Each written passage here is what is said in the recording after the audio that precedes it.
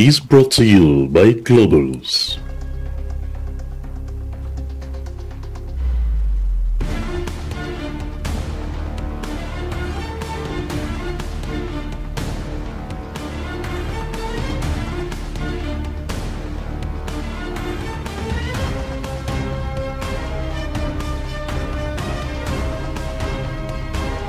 This program is brought to you by Globals.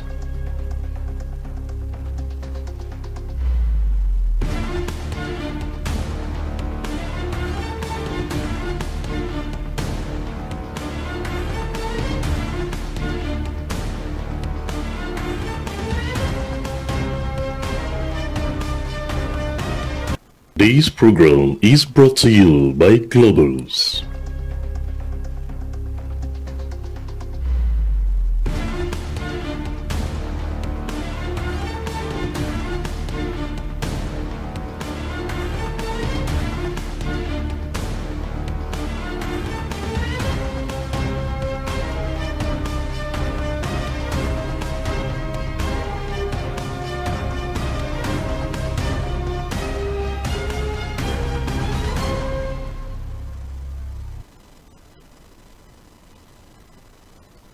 Is the Republic of Cameroon in a state of quagmire? Welcome, ladies and gentlemen, to this edition of your discursive informative program. It is Global Insight, brought to you by Globals, and today we are analyzing the stakes surrounding the political sphere of Cameroon. The Republic of Cameroon apparently is at a decisive moment, awaiting the proclamation of election results on Sunday, October 12, 2025. Millions of eligible voters in and out of Cameroon cast their ballots in what is widely seen as a turning point in the country's political landscape. The presidential race, initially featuring 12 contenders, became a clear contest between the ruling CPM party, led by outgoing President Paul Biya, and the Front for the National Salvation of Cameroon, headed by former government official Issa Chiroma Bakari. However, Chiroma's early claim of victory has plunged Cameroon into a state of uncertainty. This situation echoes the event of 2018, when Maurice Kamto's similar declaration was, however, condemned by Issa Chiroma, then Minister of Information, as irresponsible and illegal, while Ilekam officials and other stakeholders, including the Minister of Territorial Administration, Paul Tanganji, as well as international observation groups, deemed the polls hitch-free. Reports of fraud have emerged from some polling centers. A total of 11 petitions has been submitted so far to the Constitutional Council, calling for the total or partial cancellation of the October 12 presidential election, following their many uncertainties. Now the crux of the issue lies in unease, or in the unease that has characterized Cameroon, especially its political sphere, with growing calls for the will of the people to be respected in light of Chiroma's victory claim. The government has urged restraint from violent acts and encouraged civic engagement as the nation awaits expected results to be announced on the 26th of October 2025. What remains at stake, therefore, for the Republic of Cameroon? Is the country trapped in its own political web? What does Chiroma's victory claim mean for Cameroon, and what are its ramifications post-results proclamation? Widespread propaganda, disinformation, and misinformation have polarized the political sphere, where facts are wrapped in rumors. What are the geopolitical and diplomatic stakes during these times? Cameroon, as an epicenter of the Central African sub-region, what tactics, therefore, can be employed to prevent further polarization? Is Cameroon trapped in its own internal political complex? We will decode this with an esteemed panel of experts as we continue to analyze the event surrounding the 2025 October 12 2025 presidential elections in the Republic of Cameroon. Just after the jingle, we're going to unveil the panel, and we proceed with the analysis, decoding the stakes involved in this year's elections.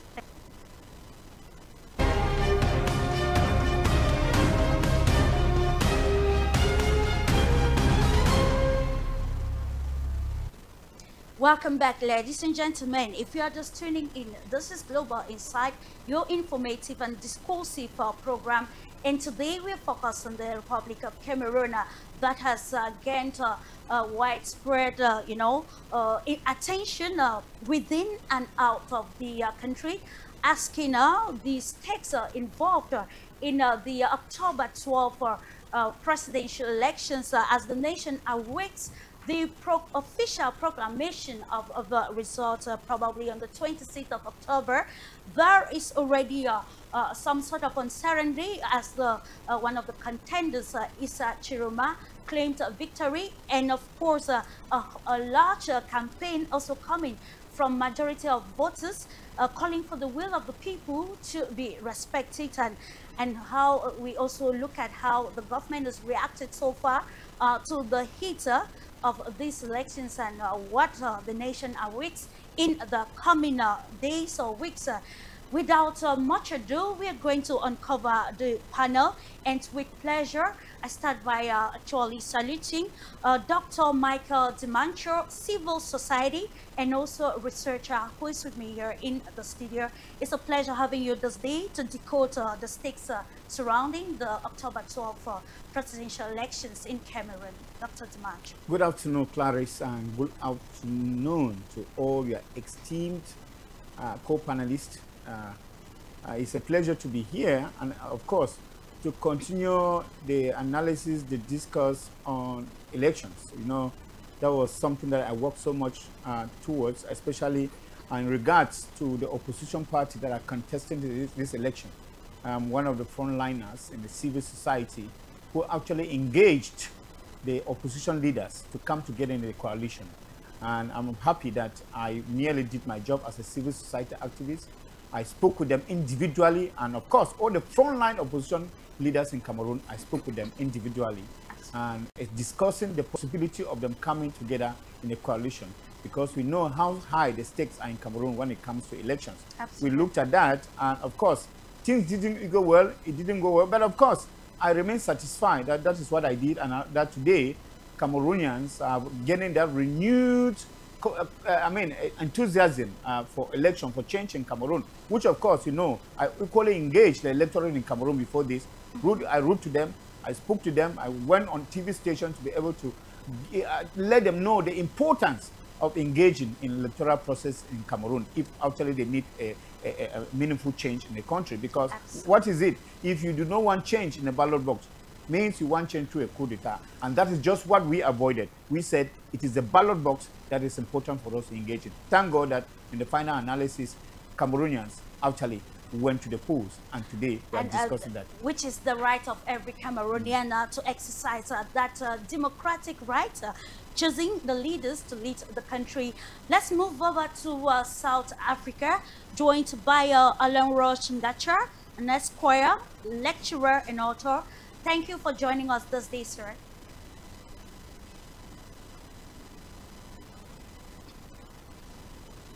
While waiting for him to join to the United States of America, it's a pleasure to welcome Mr. Ashil Eke, Corporate Finance Expert CEO, Washington Valuation Group.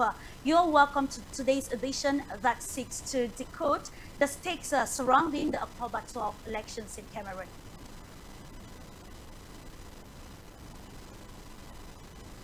You're muted, please.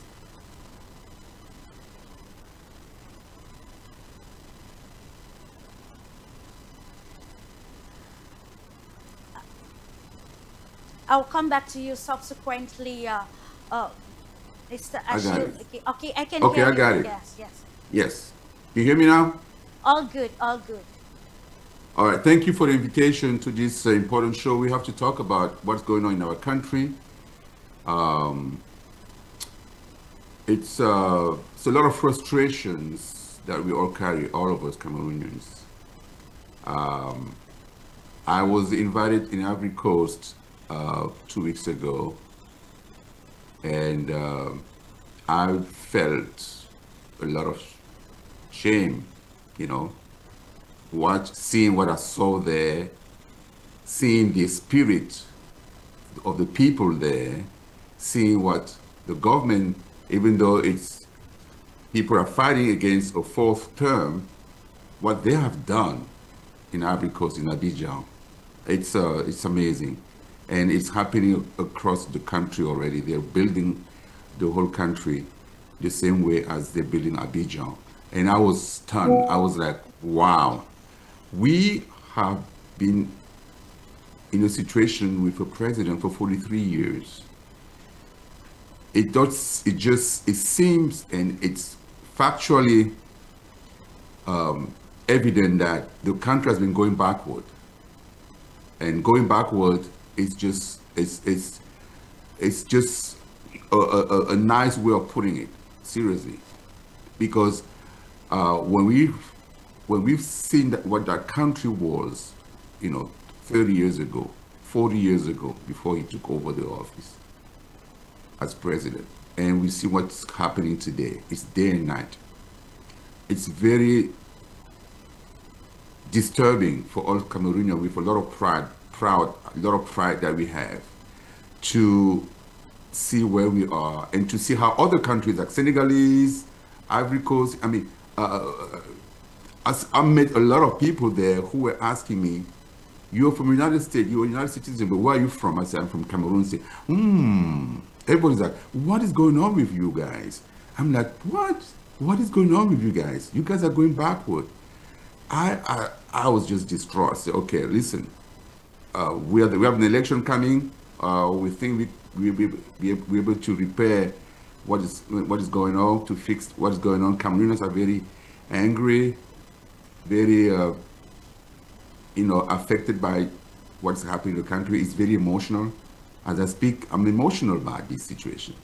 Absolutely. But yeah. I just wanted to say, hopefully with this election, something is going to change, even though we still see a lot of people trying to preserve their advantages, their little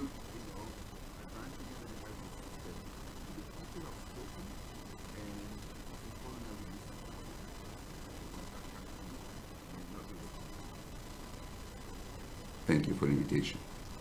It's always a pleasure, and of course, just to note that we are indeed going to exchange constructively to see how we can contribute on quarter through this discussed analysis and ensuring that there is a new phase, a peaceful nation that will lead to development on every level. And to Canada, let's welcome Dr. Elijah Enwako, Director of Center for Africa Development. Thank you for joining us this day, sir. Thanks for having me, Clarice. And I know it's been a while, I haven't been on the program, but here I am, and we are talking about Cameroon and the situation that is happening in the country of my birth. It's something that we need to talk about constructively, but also put the facts where they belong, truthfully, in front of Cameroonians, because this is a country that I grew up in, and for my years, the only president that I've known is the current president, President Paul Biya. I read about President Amaju Ahijo. I read that in the books. I didn't see so much of anything about him. So I know only of one president in my lifetime, President Paul Biya. And Cameroonians are here saying they have made a decision. We are looking, we are hoping and waiting and expecting that the decisions of Cameroonians will be respected. I've traveled from the East Coast to the West Coast. I saw Cameroonians in all the embassies voting jubilantly, and they're expecting that the result will reflect their aspiration. I saw Cameroonians in the embassy in Canada. I saw Cameroonians in the embassy in the United States. I watch Cameroonians in the embassy in Germany. I watch Cameroonians in the embassy in the Netherlands, in France, all over France, Saudi Arabia, Dubai. I saw them go to the polls, cast their vote. They stood there, saw the result. They took phones, take pictures of that result. They disseminated that information. We're hoping that their aspiration will be respected.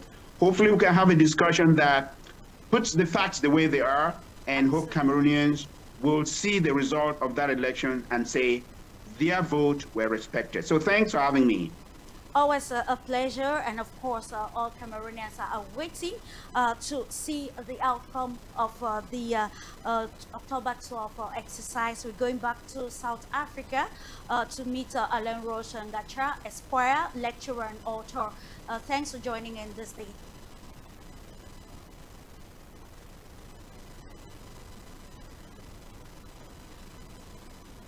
I think all is not well. Wait, okay. His microphone is... Okay, I can hear you now, sir. Please go ahead.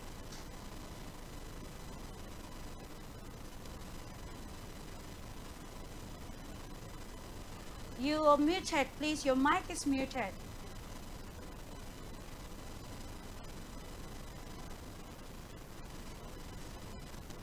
We're going to come back to you subsequently.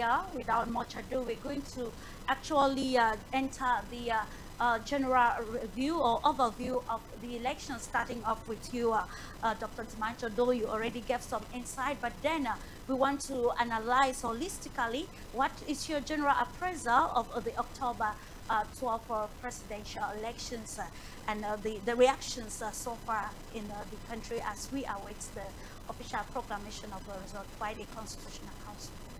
Well, as I said in my earlier discourse, I think that this year presidential election was like, you know, a kind of a new dawn in Cameroonians, that they renewed that interest for change in Cameroon. And I must say, sometimes the invisible hand is sometimes touch on things that at the time we do not expect. Because you remember that prior to this election, we actually spoke to so many people about the possibility of Cameroonians coming out en masse to vote these elections. But a lot of people expressed a lot of disillusionment, especially for the fact that the opposition didn't come together in the coalition. And sometimes we were meant to believe that it was just going to be as usual as it happened in the past. But I think that this time around, the electorates, they were determined. I remember the last few days before the elections, I went to some elecam offices, and what I saw marveled me, that you saw the eagerness in Cameroonians, you saw Cameroonians monetizing to get their voters' cards. And to me, I didn't want to raise an alarm, but I rather took it positively, that if someone should go in the Cameroonian way, pay money to get his voters' card, it means that there was really that enthusiasm, that zest, you know, right, that people had to go for election. We have to start talking from there. And when I saw that, I knew that the 12th last Sunday was going to be a heated day. I mean, the day came, we went to the polls, and of course, the polls were not as dry as we used to have in the past. I mean, as early, I voted at about 9:30 in the morning. I was the third to vote in my polling center. And I mean, just the time I voted and I was going out, it was like, you know, people felt as if it was something they had to do for the last time. I saw an influx of people getting into the voting center, and I was asking myself, what is happening? So it was a kind of a renewed kind of, you know, interest that people had. And I know this renewed interest is because there's that desire that Cameroonians have for change. And we are going to be analyzing the stakes actually that concerning this day, the 12th of October, because a lot happened. I remember I consulted on many TVs on that day, and of course there were a lot of things that happened that day which we'll be talking about. Absolutely, yes. We are going to be talking about it. In the same perspective, let's try to analyze in what ways with you, Mr. Ashil Eki, do you think maybe the voter turnout differ from 2018 to 2025? And what do you think are those factors that contributed to this new or renewed engagement, especially from the vibrant youth population to cast their ballots? Right. Well, there are several factors that contributed to the voter turnout this year. I believe one of them is the fact that Mr. Skamto, who has worked tirelessly for the past 7 years, to educate Cameroonians about their rights, about how to protect their vote, how to vote. First of all, how to vote, how to protect their votes, and and how to make sure that their vote counts. And so there's a lot of work that he did. There is also on today, it's a different time compared to 2018, where Cameroonians, based on that education, are showing a lot of knowledge about the political system, even the judiciary system. Everybody knows about constitutional court. Everybody knows about what's going on with elections and all kind of laws that regulate elections. Elections laws. And so a lot of people have learned through many debates, and that has contributed to forging the electorate in general in Cameroon, and that also helped them understand the stakes, that the elections are, in terms of providing them the ability to decide who is going to be their leader, and not just sit back and hope that things are going to change. They have to be actors, of the change, and that's what we see across the board, across the country, and we see a lot of movement, a lot of people defending their votes. We've seen a lot of people trying to cheat, but other people trying to prevent the cheatings.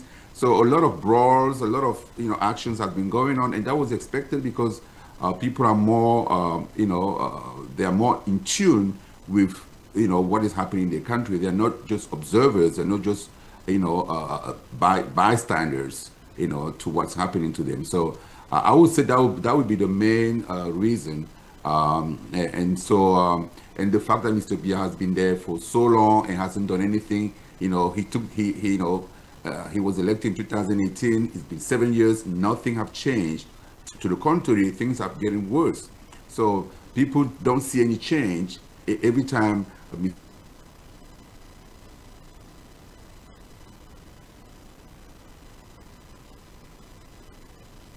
Yeah, we lost Mr. Ashil Eki. And talking about this change, we come to you, Dr. Elijah Inoku. Now, what is actually of great importance is the earlier declaration by Issa Chiroma Bakaria of being victorious in an elections that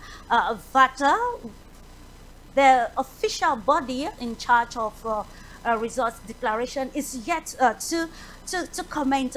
In your perspective, what do you think Chiruma's early election victory claim means for the Republic of Cameroon, and how this actually undermines the process of democracy in the conduct of elections?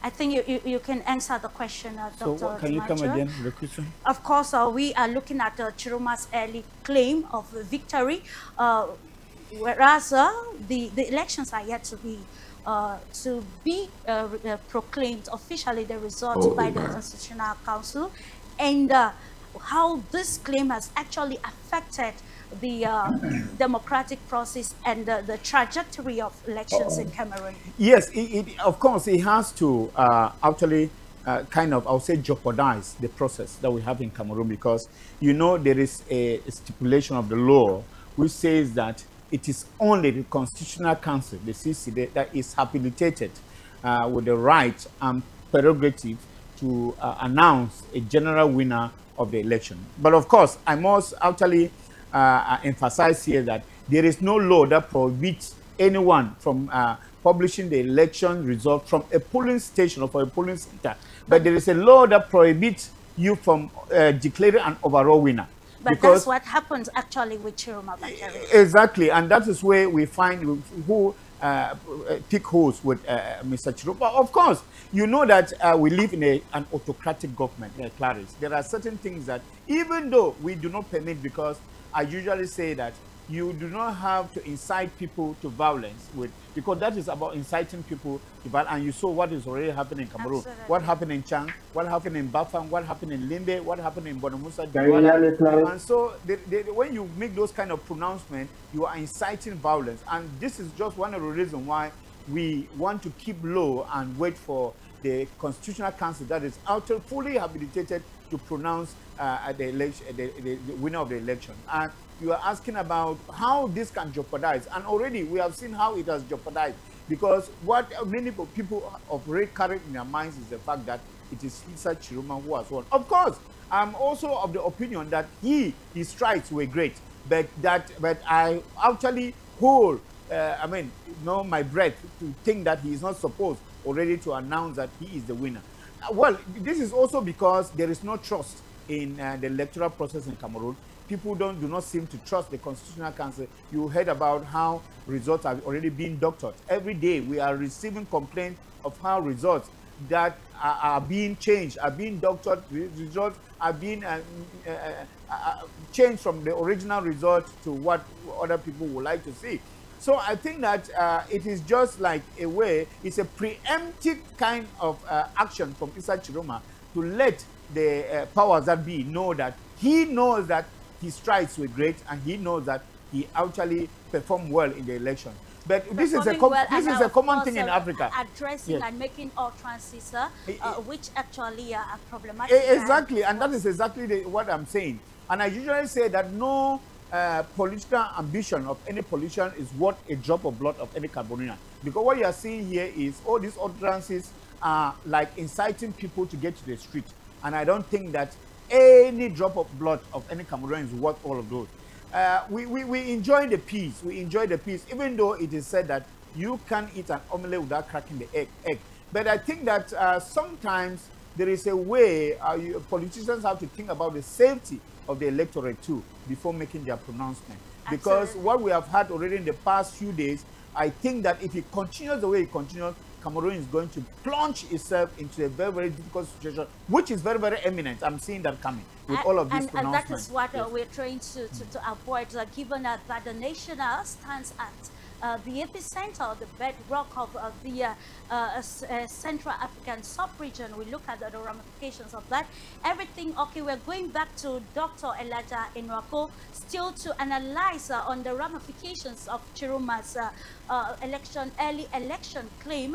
In your own perspective, do you think that this was the right move, and how probably the turnout of this declaration has polarized the political sphere of the Republic of Cameroon? Clarice, give me a moment. Let me go back a little bit and answer the question that you asked the other panelists, so that we have equal time and also deliberate on this issue. Absolutely. One of the reasons why Cameroonians took to the polls more than we've seen before, there's so many reasons. But number one, Cameroonians have been watching what has been happening all across Africa.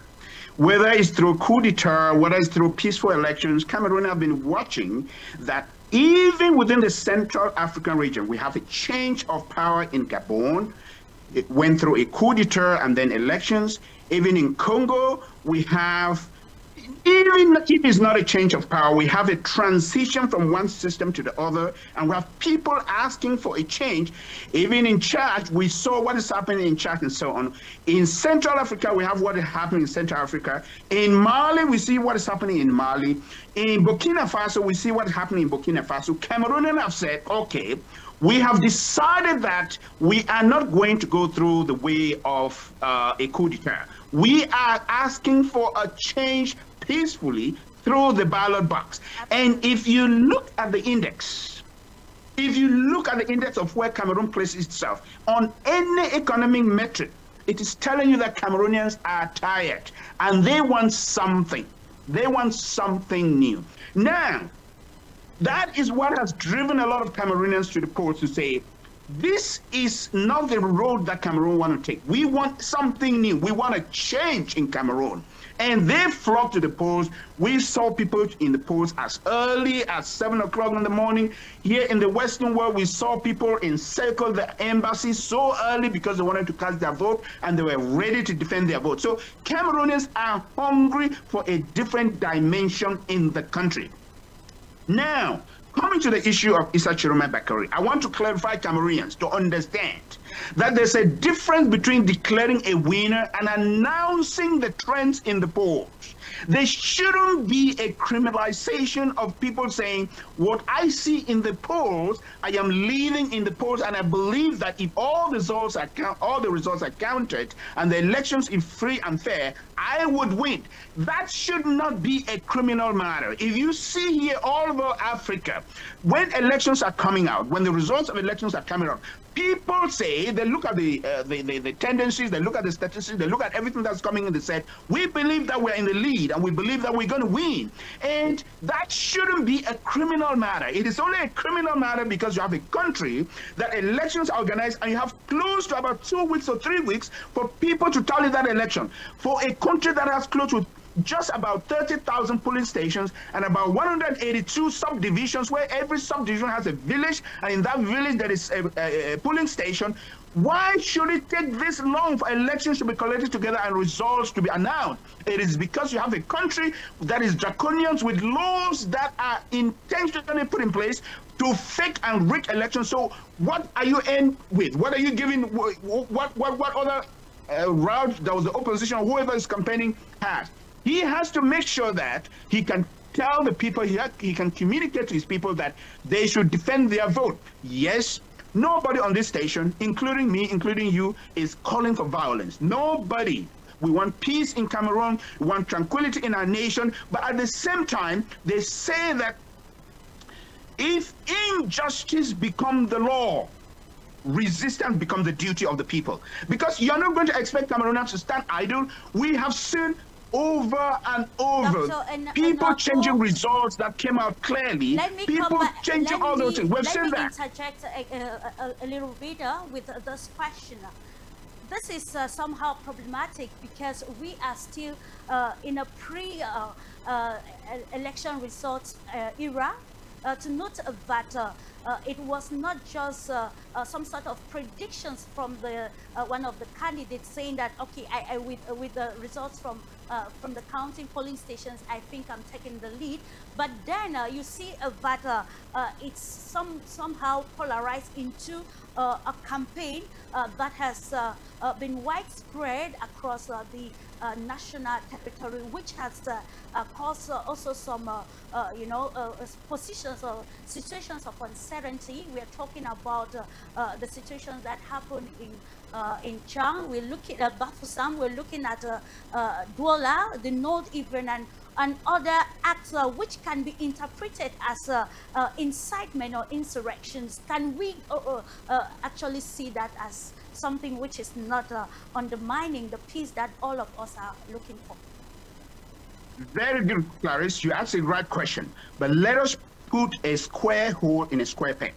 What happened in Chang is that members of ELECAN and members of the government were trying to change the result of an election. And we have a member of that board that withstood that changing of election, and that's fraud, and the people took to the streets to protest. What happened in Douala? It was very similar, that people are protesting the changing of results. It's got nothing to do with Issa Chiroma proclaiming himself as the presidential winner. It is because people want to stand and defend their votes, and they have the right to defend their vote. Yes, we're not calling for violence. Yes, we're not calling for burning of houses. Yes, we're not calling, oh no, we are not calling for any of that. But you and the aspirations of Cameroonians is very hard. People are fed up with what's going on in the country. And seeing that their results, what they voted for, is tactically being fortified to give the incumbent victory, you are not going to resist, you are going to push the people down from defending their vote. That's what's happening. So it is some sort of a preemptive strike to prevent fraud from happening. Yes, I can say again, no, we do not condone any violence, neither do we condone burning. But you are not going to allow people to sit down and see the results of their vote being changed, and they say, yes, we are waiting for the Constitutional Council. The Constitutional Council that people already know who they are.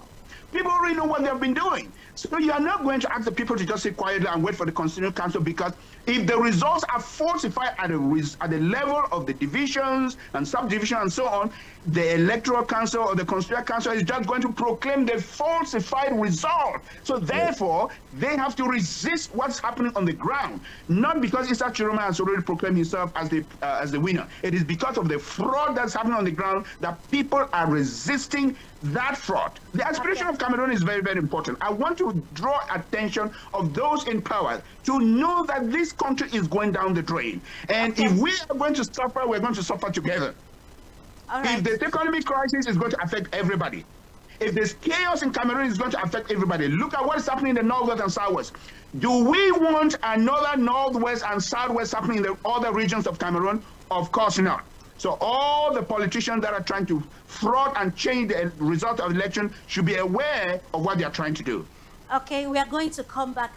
It's indeed a complex situation for the Republic of Cameroon. And with this, we are going to ask this question to Alain Roche Ngacha. Is Cameroon trapped in its own political web? When we look at all of that is happening at the moment, pre-election victory proclamation from Issa Chiroma Bakari, and then the reaction from the millions of voters, and the clear evidences of that we have a pertaining election fraud. How can we analyze this in line with the internal political dynamics of the Republic of Cameroon, and what is the way forward? Thank you, Clarence. I hope you can hear me now. Sure, sir. I'm sorry for what happened earlier. Yeah, I don't know if it was from your side or mine. However, I listened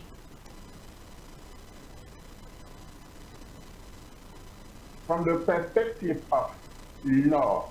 First thing first, we need to see what does the law say in terms of election, because all the participants, all the candidates sign an agreement onto how they will go about the whole process till the end, and they cannot break it.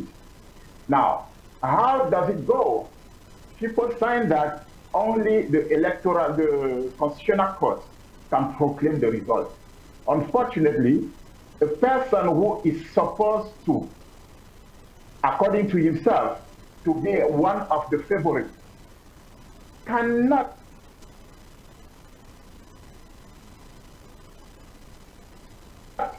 go against the law that we are facing right now, because by itself proclaiming himself a winner, and later telling people that he is still awaiting the results from the polling station. What does that mean? He was just taking a chance. Because if you are sure that you have had enough people on the site to count for you, to represent you, your interest will not be in any sort of danger.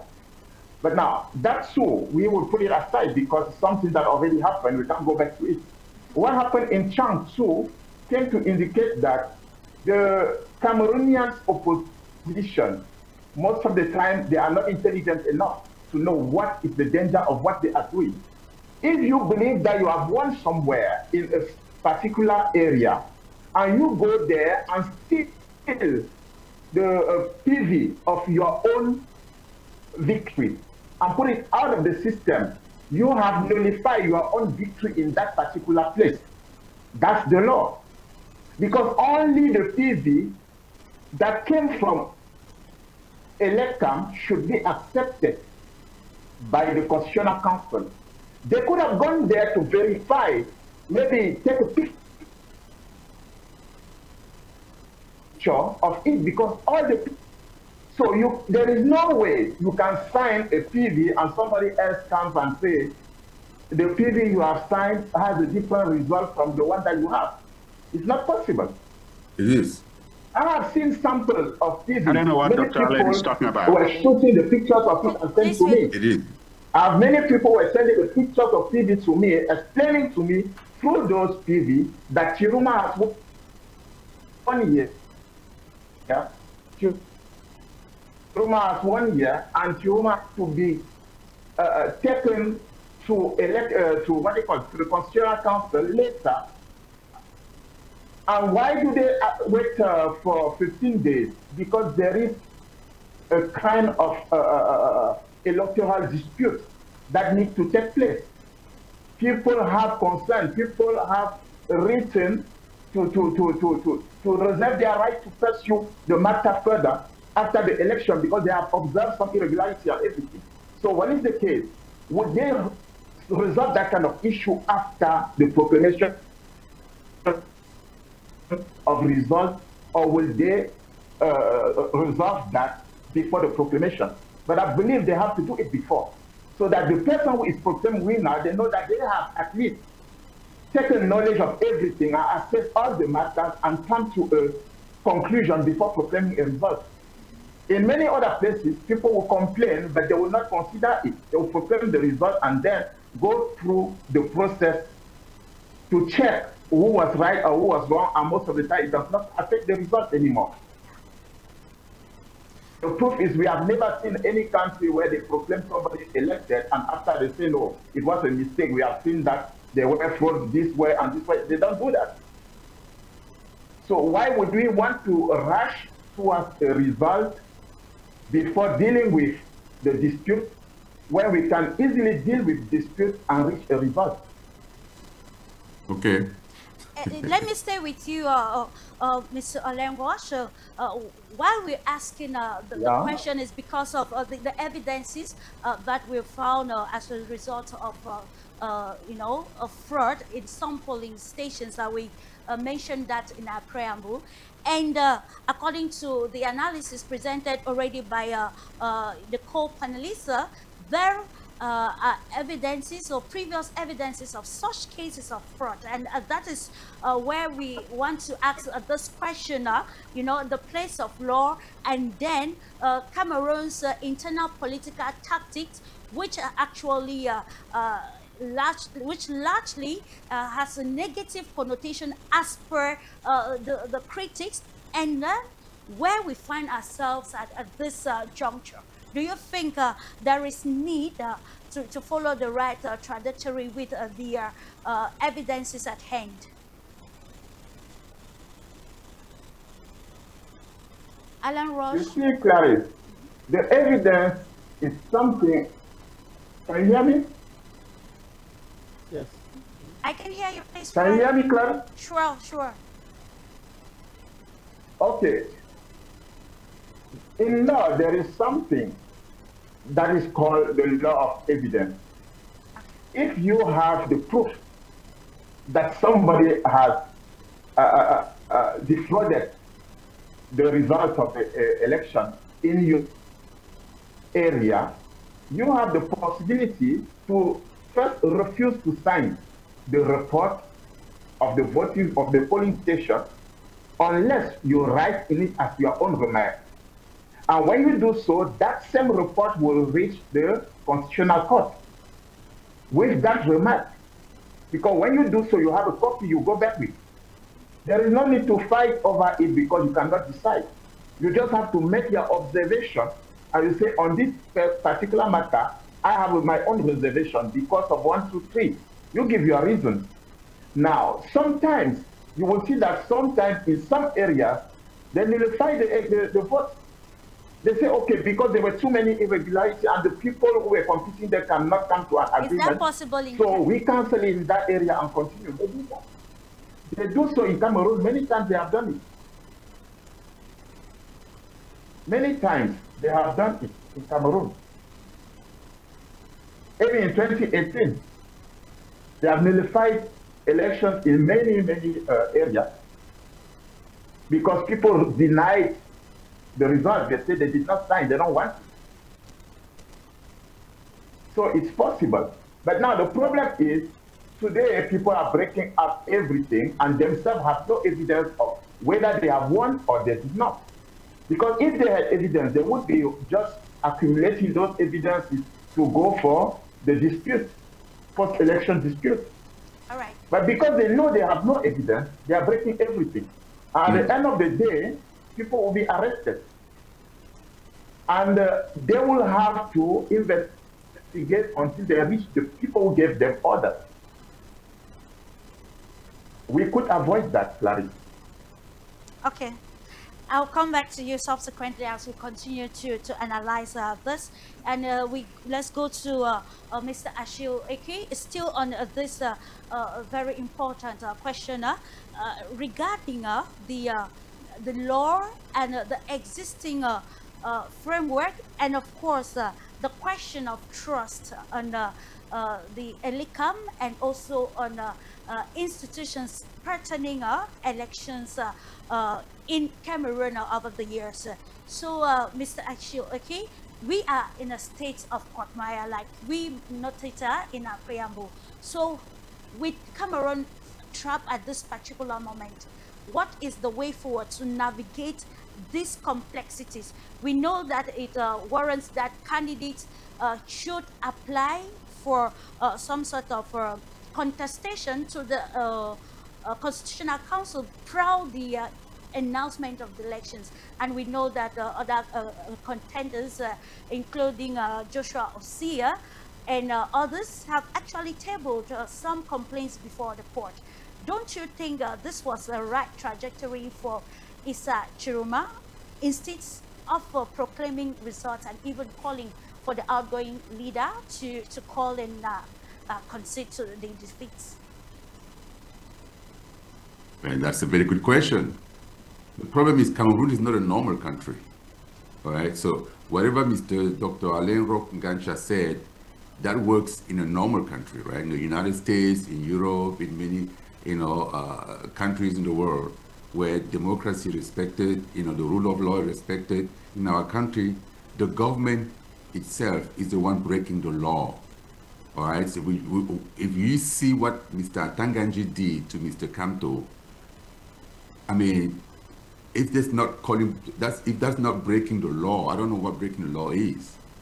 All right, so we've witnessed such situations like that happening over and over and over and over. Corruption is rampant.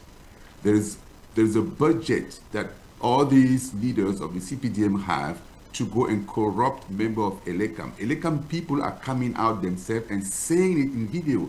No one is forcing them to talk. They are coming out themselves and saying it.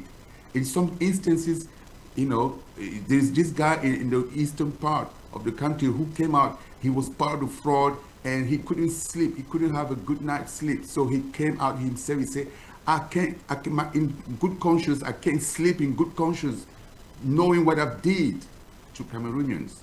He came out and he spoke out about the corruption. So all he's talking about, Mr. Ngancha, he's talking as if he doesn't live in Cameroon. I don't know if he lives in Cameroon or not.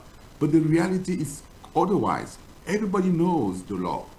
Everybody knows, but everybody is breaking the law and trying to use the law to his own advantage. That is the situation in Cameroon. That is the situation. The government is trying to get to break the law, to use the law to his advantage, and Mr. Tanganji have shown it. We've seen opposition leaders doing the same. They try to prevent Mr. Kamto from applying, to be a candidate based on whatever happened in 2018.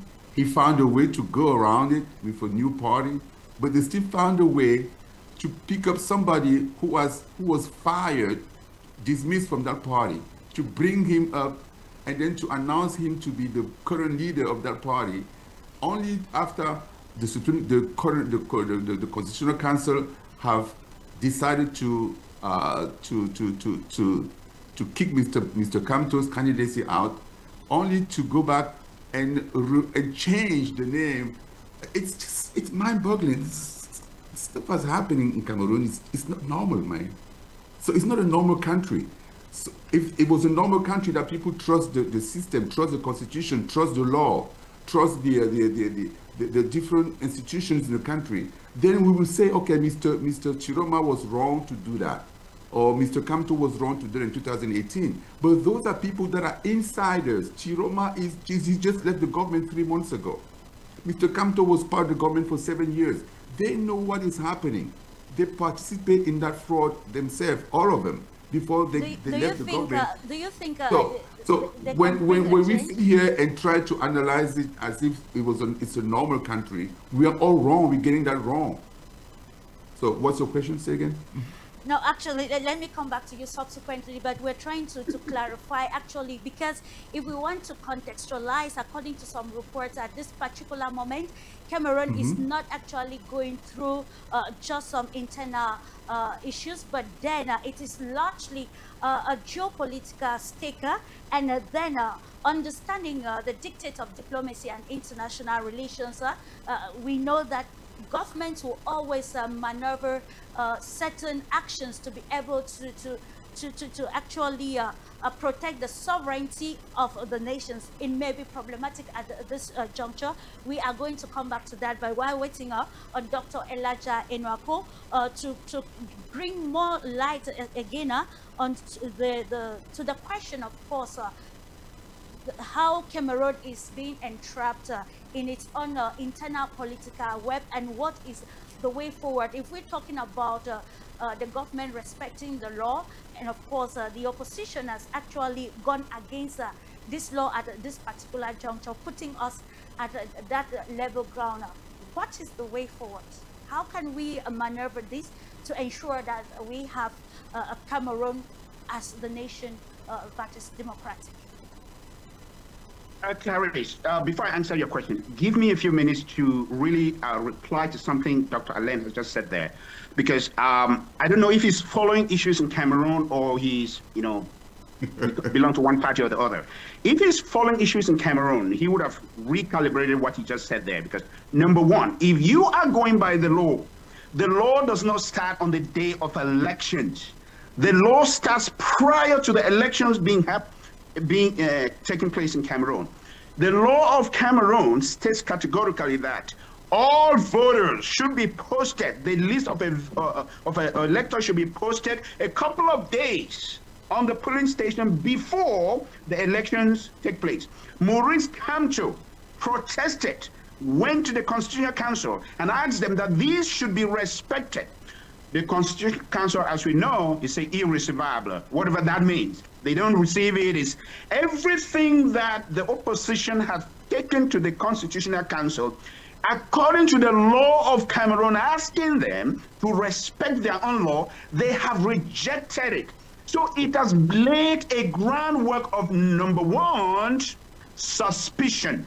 Number two, they don't believe what is coming from the government bench. Number three, rigging even before the elections. That is what has created an atmosphere where people do not believe that anything that is going to come out from the Constitutional Council is going to be credible. So let us speak the facts. That is what is happening in Cameroon. The institutions that the government has put in place are not believable by the people. If the institutions were believable, if they were credible, if there was no fear of fraud or evidence of fraud, of course we would say that everybody should stay calm, wait for the Constitutional Council to declare the elections, and then we'll see who has won. But that is not the case here. What people are protesting is evidence of fraud that they see. He talked about the president in Bafoussam. The president in Bafoussam did not receive any instruction from Issa Chiroma, but the president in Bafoussam went clearly and showed the procès-verbal that she has in her keeping and contradicting election that is supposed to be an independent election body in Cameroon. Results of election contradicted what that woman had as her own copy. The person in the north, a member of election, said, no, this is not what we came up with. The CPDM people in COM, if Mr. Allah has been following what has been happening, a CPDM member who was a member of the Electoral Commission, said, no, this is not the result that we signed. So the election body, when the election body of a country is found culpable, they are not credible before the elections, what do you expect the electorate to do? The electorate are there to defend their vote because they do not believe the election body is credible. So it starts way before the election. Now, to your question, what is the way forward? Cameroon is a country. Now, let me just, time will fail me to read some statistics for you, where Cameroon ran on the international scene. Cameroon ran, I think, 192 in terms of poverty index. Cameroon ran, I think, 182 in terms of per capita income. Cameroon ran very, very low on the metrics that the global international organization are using to classify a country, whether it's on poverty, whether it's on peace, whether it's on stability, and so on. So we are dealing with a very fragile situation here. What is the way forward? I am calling on the authorities that be. I'm calling on the President of the Republic, whom I respect so well. You have served this nation for 43 years. With dignity, allow the voices of Cameroonians to be heard. Allow what people are aspiring for. And it will be an honor to you that you have actually allowed a free and fair elections to take place. Number two, I am calling on the opposition candidates, those who are claiming like Issa Chiroma for calm and peace in this nation. Let there be, a counting of these votes. We are going to see what the Constitutional Council is going to proclaim. And we know that there is fear in Cameroon that the Constitutional Council, from 3 elections that are passed, have always been in a position where they are not, for some reason. The very first one, the president of the Supreme Court said, my hands are tied. The second one that we saw the Constitutional Council just going along with the government bench. Now this one that we are going into, Cameroonians are already afraid that is going to be the same pattern that is going to take place here. That is what you see, what is happening in the streets. But I want to call on Cameroonians, on the Cameroon government, on the Minister of Territorial Administration to lower the temper, to lower the tone, because the tone that you use, and you're saying that, oh, there's Real Madrid, there is this and this, and you're already foreseeing, already proclaiming, because we are talking now saying that Issa Chiroma has already proclaimed results. If you listen to government bench that have been making pronouncements one after the other, they were telling you that nobody else can win other than them. If you look at their tone, that is sending a shockwave across the global sphere that Cameroon is going down a wrong path. We want the voice of the people to be respected. We want the votes of the people to be respected. And after that, we can begin to look into what went wrong, because there seems to be fear along the government bench that if somebody else takes over, there is going to be retribution. We are not calling for a country where there's going to be retribution or revenge against anybody. We want progress for Cameroon. We want prosperity for Cameroon. Absolutely. So the way forward is that there should be a peaceful resolution of any election conflict. And number one, first and foremost, the voices of Cameroon must be respected. So that we can continue to. All right, the voices of Cameroonians should be respected. What we have been seeing across the country about electoral fraud and so on, it's a dangerous signal for Cameroon that we do not want the Cameroon to go the path of Central African Republic. What is happening over there? We don't want Cameroon to go through the path of Chad. We don't want bloodshed in this country. Therefore, let the voice of the people be respected. Thank you, Dr. Inoko. Let me come back to you, Dr. Timancho. I think we continue to answer this very pertinent question about the internal political tactics of Cameroon and how the 2025 presidential elections have come to probably to bring it to the fore, putting us in a state of uncertainty regarding the position of the opposition, particularly from Issa Chiroma Bakari, and then the place of the government. Is Cameroon trapped in its own internal political web? And how can this 2025 elections be that litmus test to rewrite the political trajectory of the country? Cameroon is in a dilemma. Those who actually fought they are the ones at the level of the authority in Cameroon, and that they could call the shots at any time, and that they could proclaim anything at any time. You see that a lot is actually going down a little bit by bit. I hear Dr. Elijah also mention of people like the Minister of Territorial Administration. If you look at since the week before elections, and then the day of election, and this week that started, you realize that the Minister of Territorial Administration has started piping down a little bit. Because what is the understanding? The understanding is that when the people stand up and ask for what they want, you can never stop them. I like the politician who said, when the people will just stand up, even if you bring the whole of the French army, it cannot shut them down. And I think Cameroon is not actually moving toward that. Exactly. That is just to say that what? When we say that Vox Populi, Vox Dei, it is not just a statement. It is a divine statement. It is a divine feeling. It is a divine will that this statement incarnates. And when we say that it is not just about people taking up arms to fight, it is about those who are in power who even metaphysically are not able to contain the feelings of the people for a change. Let me tell you, it is not just about somebody taking up a gun against another person. No, it is also about somebody not able to stand the feeling of the whole population of Cameroon. It is important to know that. People will think that it's very easy for somebody to do wrong or to cheat or to rig elections and then go lie down and sleep peacefully. It is not easy. And that is why you find a lot of people confessing now. You find that there is somebody, the CPDM representative of Fundong, who even resigned. After all the manipulation, he came, sat down, thought about himself. His conscience judged him. He could not bear it. It was more than him. And he had to take his pen and wrote down, I want my peace. And therefore, I am resigning because of what I saw, what I discovered. See, these things are divinely shaped. It is very, very important for us to know these things.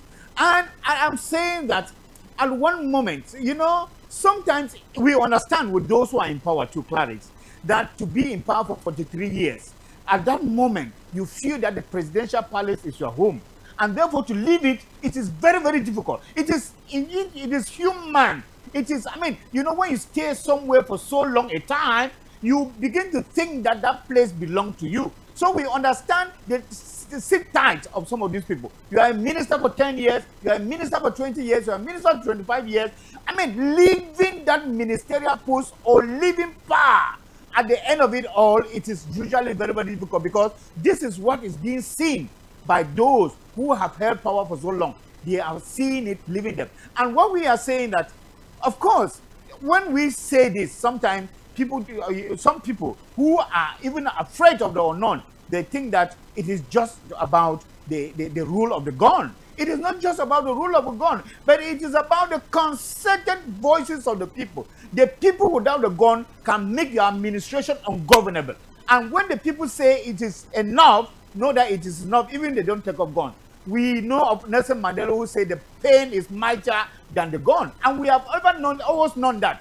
You see, most of the Anglophones even in Cameroon know this statement very well, because we have gotten our things in Cameroon, the GC board and all of the others, due to the pain and due to the voices of the people, that the people sit and decide that this is what is going to be and is going to be. It is not necessary by the gun.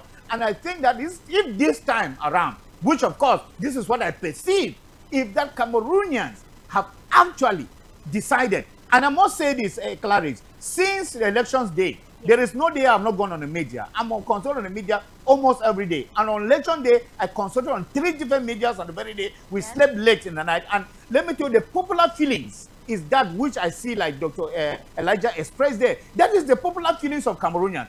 And you are asking yourself, where was this feeling in the past? Why were Cameroonians not expressing this feeling? It is because the time has come for them.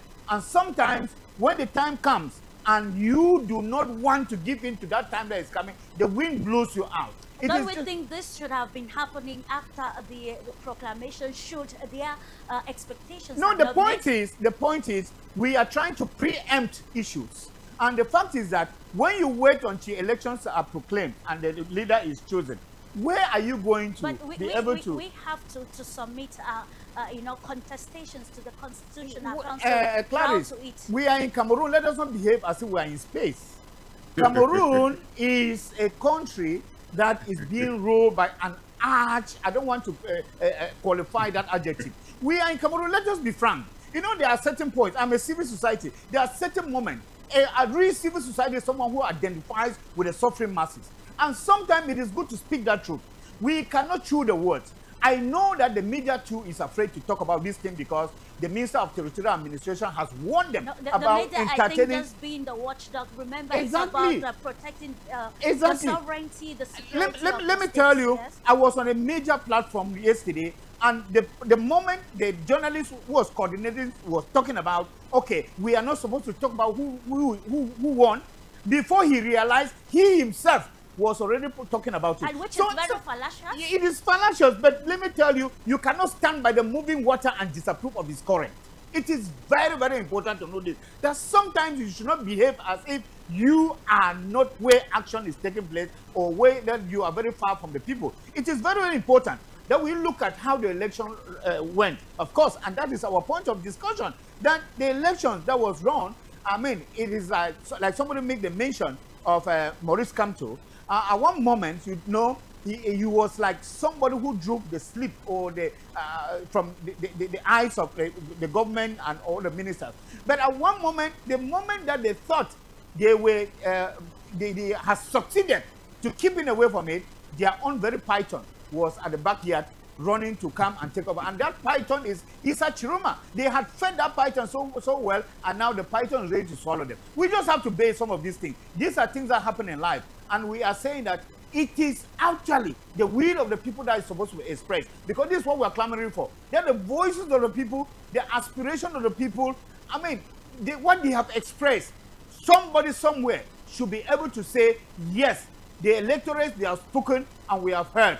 And that there is no way in which we can stand against this blowing wind. Like the wind of democracy, which somebody claimed he brought to Cameroon. But it was a wind that blew from Eastern Europe. And that is the wind that we want to have now. That we should also be proud that at one moment in the year of the Lord, 2025, we had this wind that blew in Cameroon. And everybody went with it, accepted it as it is. And that we are going to write our own story and start writing it again from afresh. As someone said, you cannot sit at one moment and know that you have never known any other change. Even for the onset, change is very important, and that is what we are asking for. And one of the aspects of change is also accepting that there is somebody with you, and that if you have succeeded, you should also accept that you prepare someone to succeed you, because I usually say that there is no successful person without a successor. And if somebody is reticent to, give it over power to another person, it means that the person failed. He doesn't have a successor, and therefore he didn't succeed. Actually, we continue to analyze the stakes are indeed very high, but then not more than the Republic of Cameroon, a sovereign country, to address. It is about ensuring that the people live in a peaceful and serene environment to see that we have the Cameroon we want. Going back to Mr. Alain Roche Ngacha, still on the legality of the place of the law and the reaction from opposition parties, particularly Issa Chiruma Bakaria. You wanted to comment to the discourse presented by Dr. Elijah.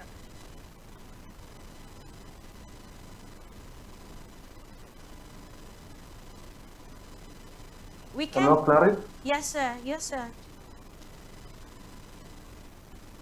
Can you hear me? We can hear you, sir. Okay. I had to say something after one of our co-panelists made some remarks about fraud. I wanted to say, when we speak of evidence of fraud, there is something in terms of search for evidence. If you claim that somebody has committed a fraud, and in your own behavior, you commit the same, your evidence can never be accepted. And that's exactly another mistake that people who support Issa Chiroma did. They falsified the document, the letterhead of the UNDP, and they wrote to Issa Chiroma a letter to congratulate him from the Secretary General of UNDP. Pierre Flambon-Gayet had to go on TV and demonstrate methodically that a fraud has taken place. Everything.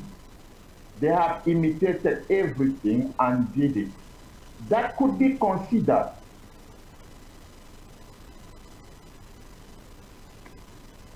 Constitutional Court. Yes, that the party of Issa Chiroma, any evidence that they have may have been fabricated.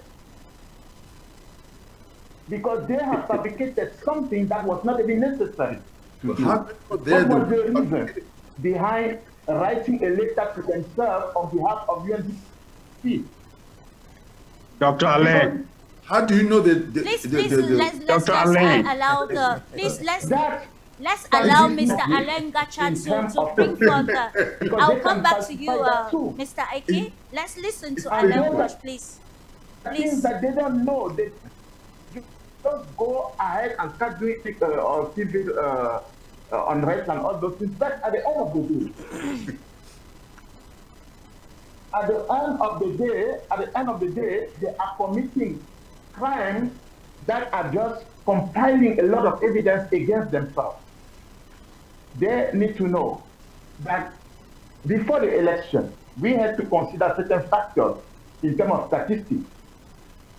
The distribution of seats in the parliament, in the Senate, in the cities, council, and all those things, and the membership of parties could indicate clearly who was having privilege, advantage over others. We have 8 million and 500 people who are registered to vote in a country of 26 million, close to 30 million people. We don't ask ourselves a question. Why is it that only 8 million people in Cameroon vote? When there are 26 million of people,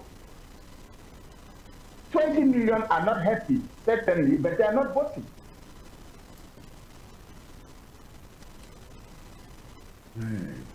Okay. Can I respond to Dr. Alain? Because he's addressing what I said.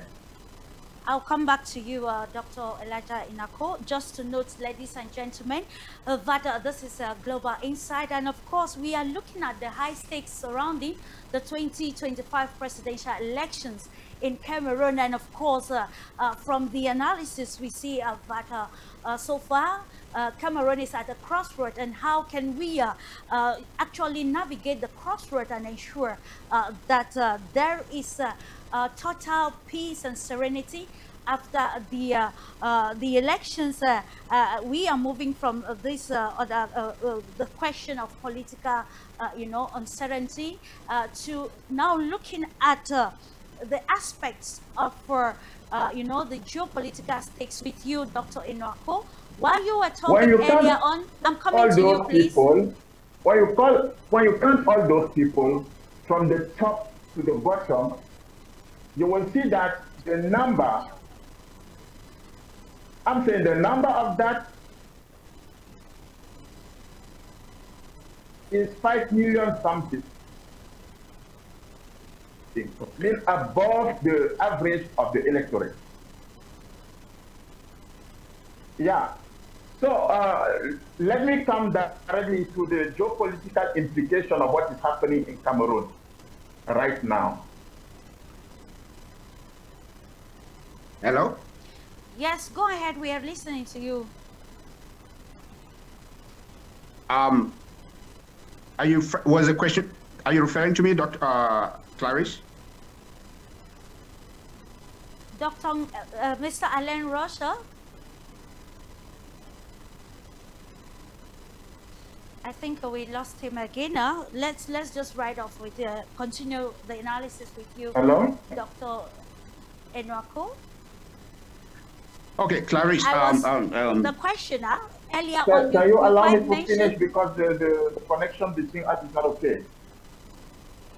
You were asking about the geopolitical implication of what is happening in Cameroon right now. Sure.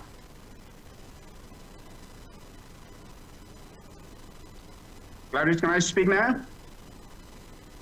Who is speaking? Oh. At this moment, we are just going to proceed with you, Dr. Enwako. And then just to come back to what you said earlier on, in your opening statement, you highlighted the wind of change going across Africa that has actually reached the Republic of Cameroon. So now we are entering the geopolitical dynamics of what is happening in Cameroon, also at the diplomatic level. Now, there are reports that Issa Chiruma is actually sponsored by the French government, and of course the reports also say that since Kanto, which was actually according to some revelations, was a stooge of the French government, Chiruma has been there to replace this and actually bring forth the French ideology and tactics to the Republic of Cameroon. Faced with this geopolitical, uncertainty, how can we now analyze this? With you, Dr. Enwako. Thank you, Clarice, for that question, which will help us to elucidate the risk that Cameroon is exposing itself to. But before I go there, let me just clarify. I want to clarify something Dr. Allen said there, because this is the talking point of the CPDM that has been propagated across the country of Cameroon, that because there are more members of parliament from the CPDM, therefore the CPDM is geopolitically positioned to win the elections, which is a fallacy, because members of parliament do not represent the electorate. I mean, in terms of casting votes, we are not in a parliamentary system where members of parliament will be voted and then they go to the parliament and vote a prime minister. No, we are in a presidential system where each vote counts. So that analogy is quite false.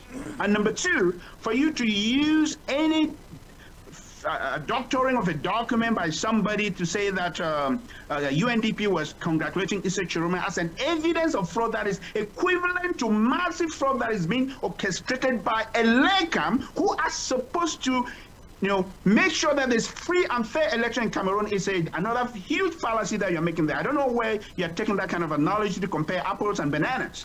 Anyway, let me go back to the question that Clary just asked me there. Now, Cameroon is strategically positioned on the Central African Republic in such a way that if Cameroon goes down, but God forbid, that's not what we're praying for. If Cameroon goes down, you are going to have geopolitical interest in Cameroon right now as we speak, because you're talking about reports. We also have reports that the French have come in and they're in Yaoundé, actually monitoring the situation and see if the government in place have the tools to navigate what is going to happen in Cameroon. We have that report already.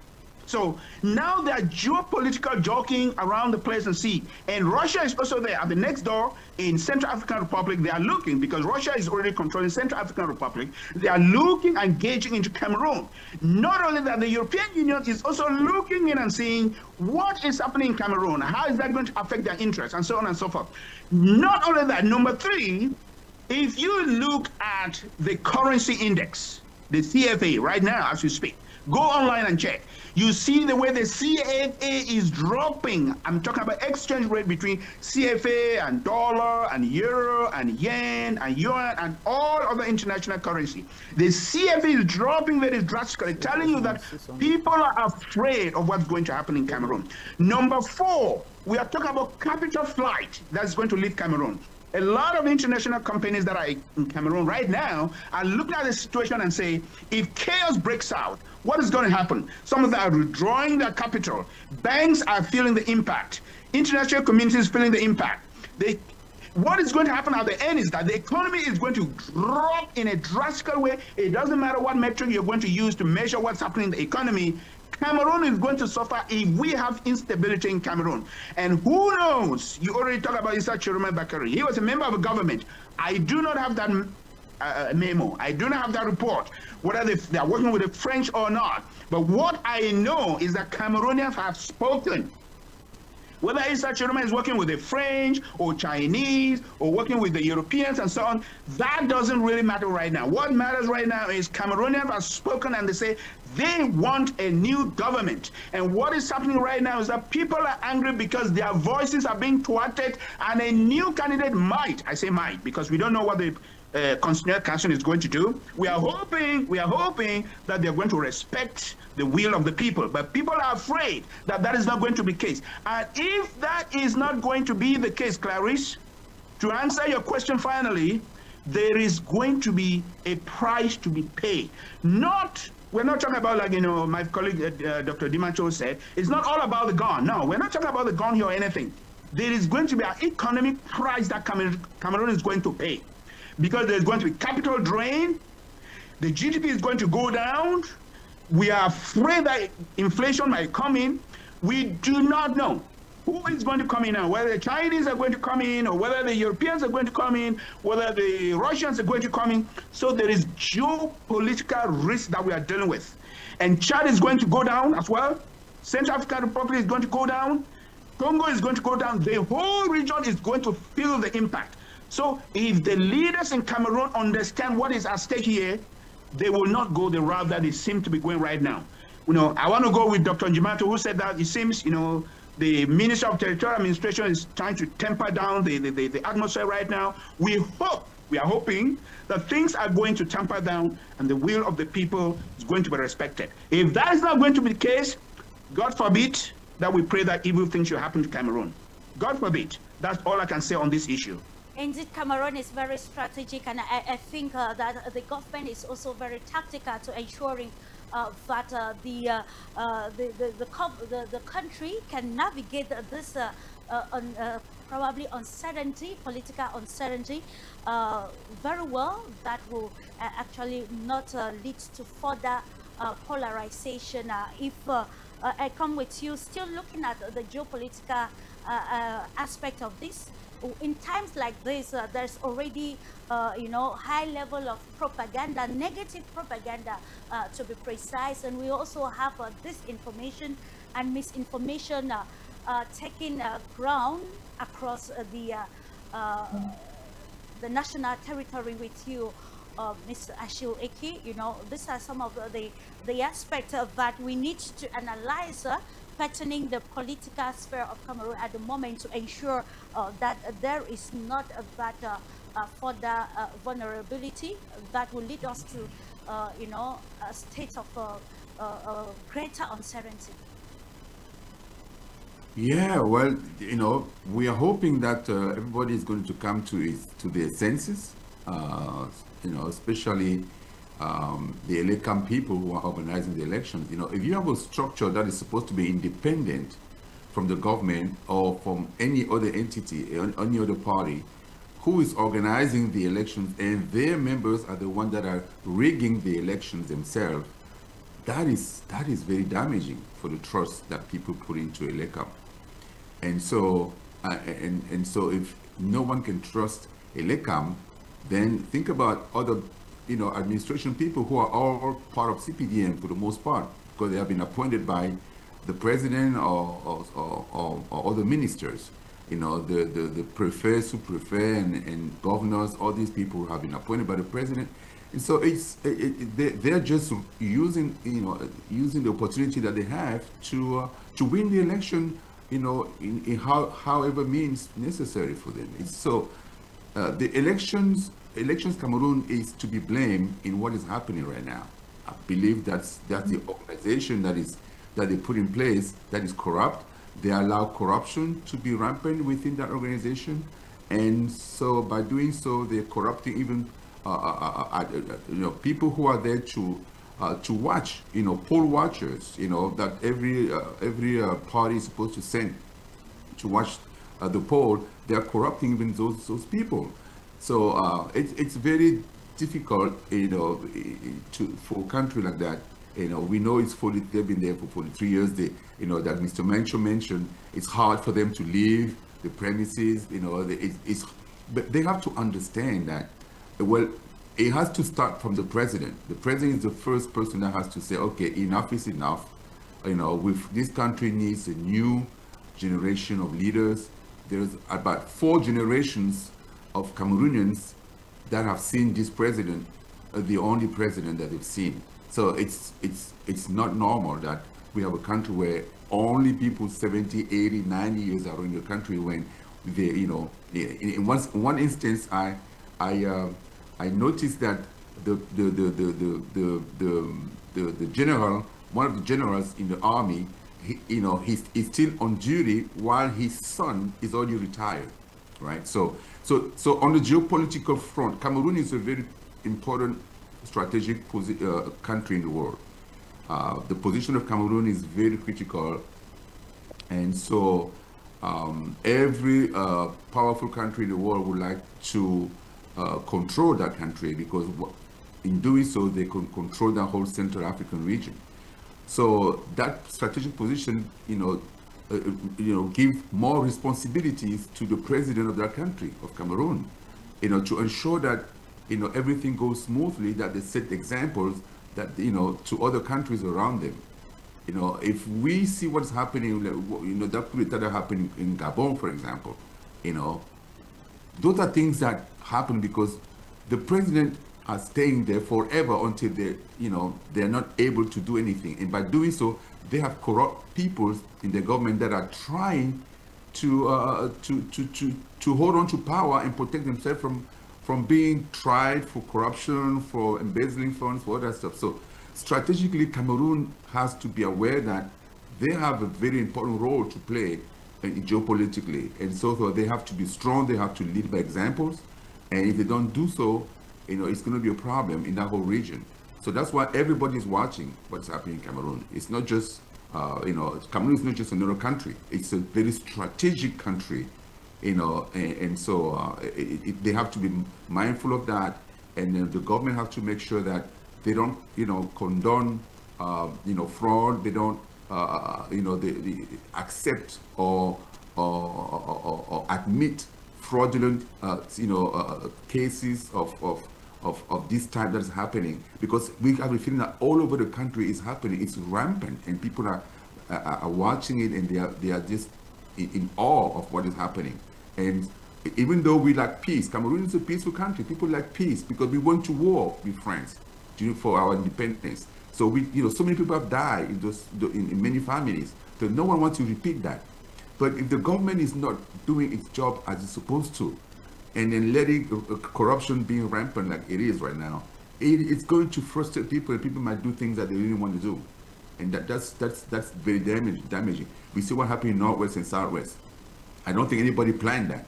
Nobody planned to get in the morning and start fighting the government. No. So it's frustration after frustration with nothing being done, with some of the ministers that are arrogant, that are talking down to people. Those things are building frustrations and leading to situations that we could not predict, and that's where we are right now. We're in a very dire situation now. No one knows what's going to happen. Mr. Chiroma feels that he won the election, and he might not be right, but if everything was going on normally without fraud, as we can see, then he might win or he may not win. Are we but giving a reason for Chiroma's Right. earlier declaration of vote, and of course what this has caused across the country? We have already seen the people shouting and probably No, the people saying, are protesting the fraud that they're seeing. There's nothing that Mr. Chiroma or his party we said are in a to digital era, and we have seen what the AI has been able to do, and this is why we are actually trying to analyze, to ensure that the country itself is not plunged into so much uncertainty due to circulation of fake news and other that was always related. going to happen. We are in an era of AI, internet. Fake news always exists. We're not talking about that. We'll talk about facts on the ground, like people that are confessing that they've done wrong. to their country, their citizens, to their countrymate. People that have evidence, of, corruption, fraud, people who are admitting that they got, offered 30 million francs CFA to change the result of election. People are admitting that on video. Nobody is forcing them. So those are the things that we talk about. We don't talk about anything on internet. So, and those are all what we see, all members of ELECAM for the most part. And that is very damaging for ELECAM. So that's what we're talking about. We are in a very dire situation right now. We have to be very careful. It could go either way if people are not very careful. And we don't want that. All right. Thank you so much. Before I come back to you, Dr. Dimacho, let me just see if everything is okay with Alain Roche Ngacha. Will continue to have his own perspective regarding the geopolitical stakes of the situation in Cameroon at the moment, given its strategic location in the Central African sub-region, and also looking at how the government can navigate both the internal pressure and external pressure at this moment, and of course how the government can position the country to ensure sustainability in terms of peace. We are still trying to see that peace returns completely to the restive regions of Cameroon, that is the northwest and the southwest regions of the country.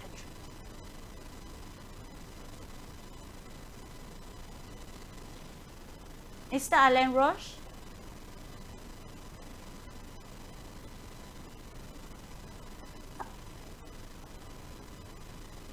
Is he there?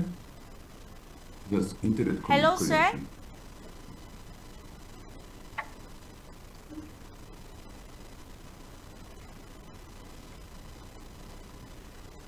Unfortunately, it seems the internet connection isn't really good. But we are going to continue while hoping that he actually joins us subsequently. Dr. Dimacho, from analysis so far, we've been hearing the will of the people. In political discourse or in times like this, we have different ways of interpreting the different discourses or talks presented by various actors in a country. Can we elucidate more what the will of the people actually represent in the case of the October 12 presidential elections in Cameroon, and of course the ramifications of the will of the people should after the proclamation officially of the election results by the Constitutional Council come October 28th or 26th? First, the will of the people represents the weakness and the failures to deliver on political promises.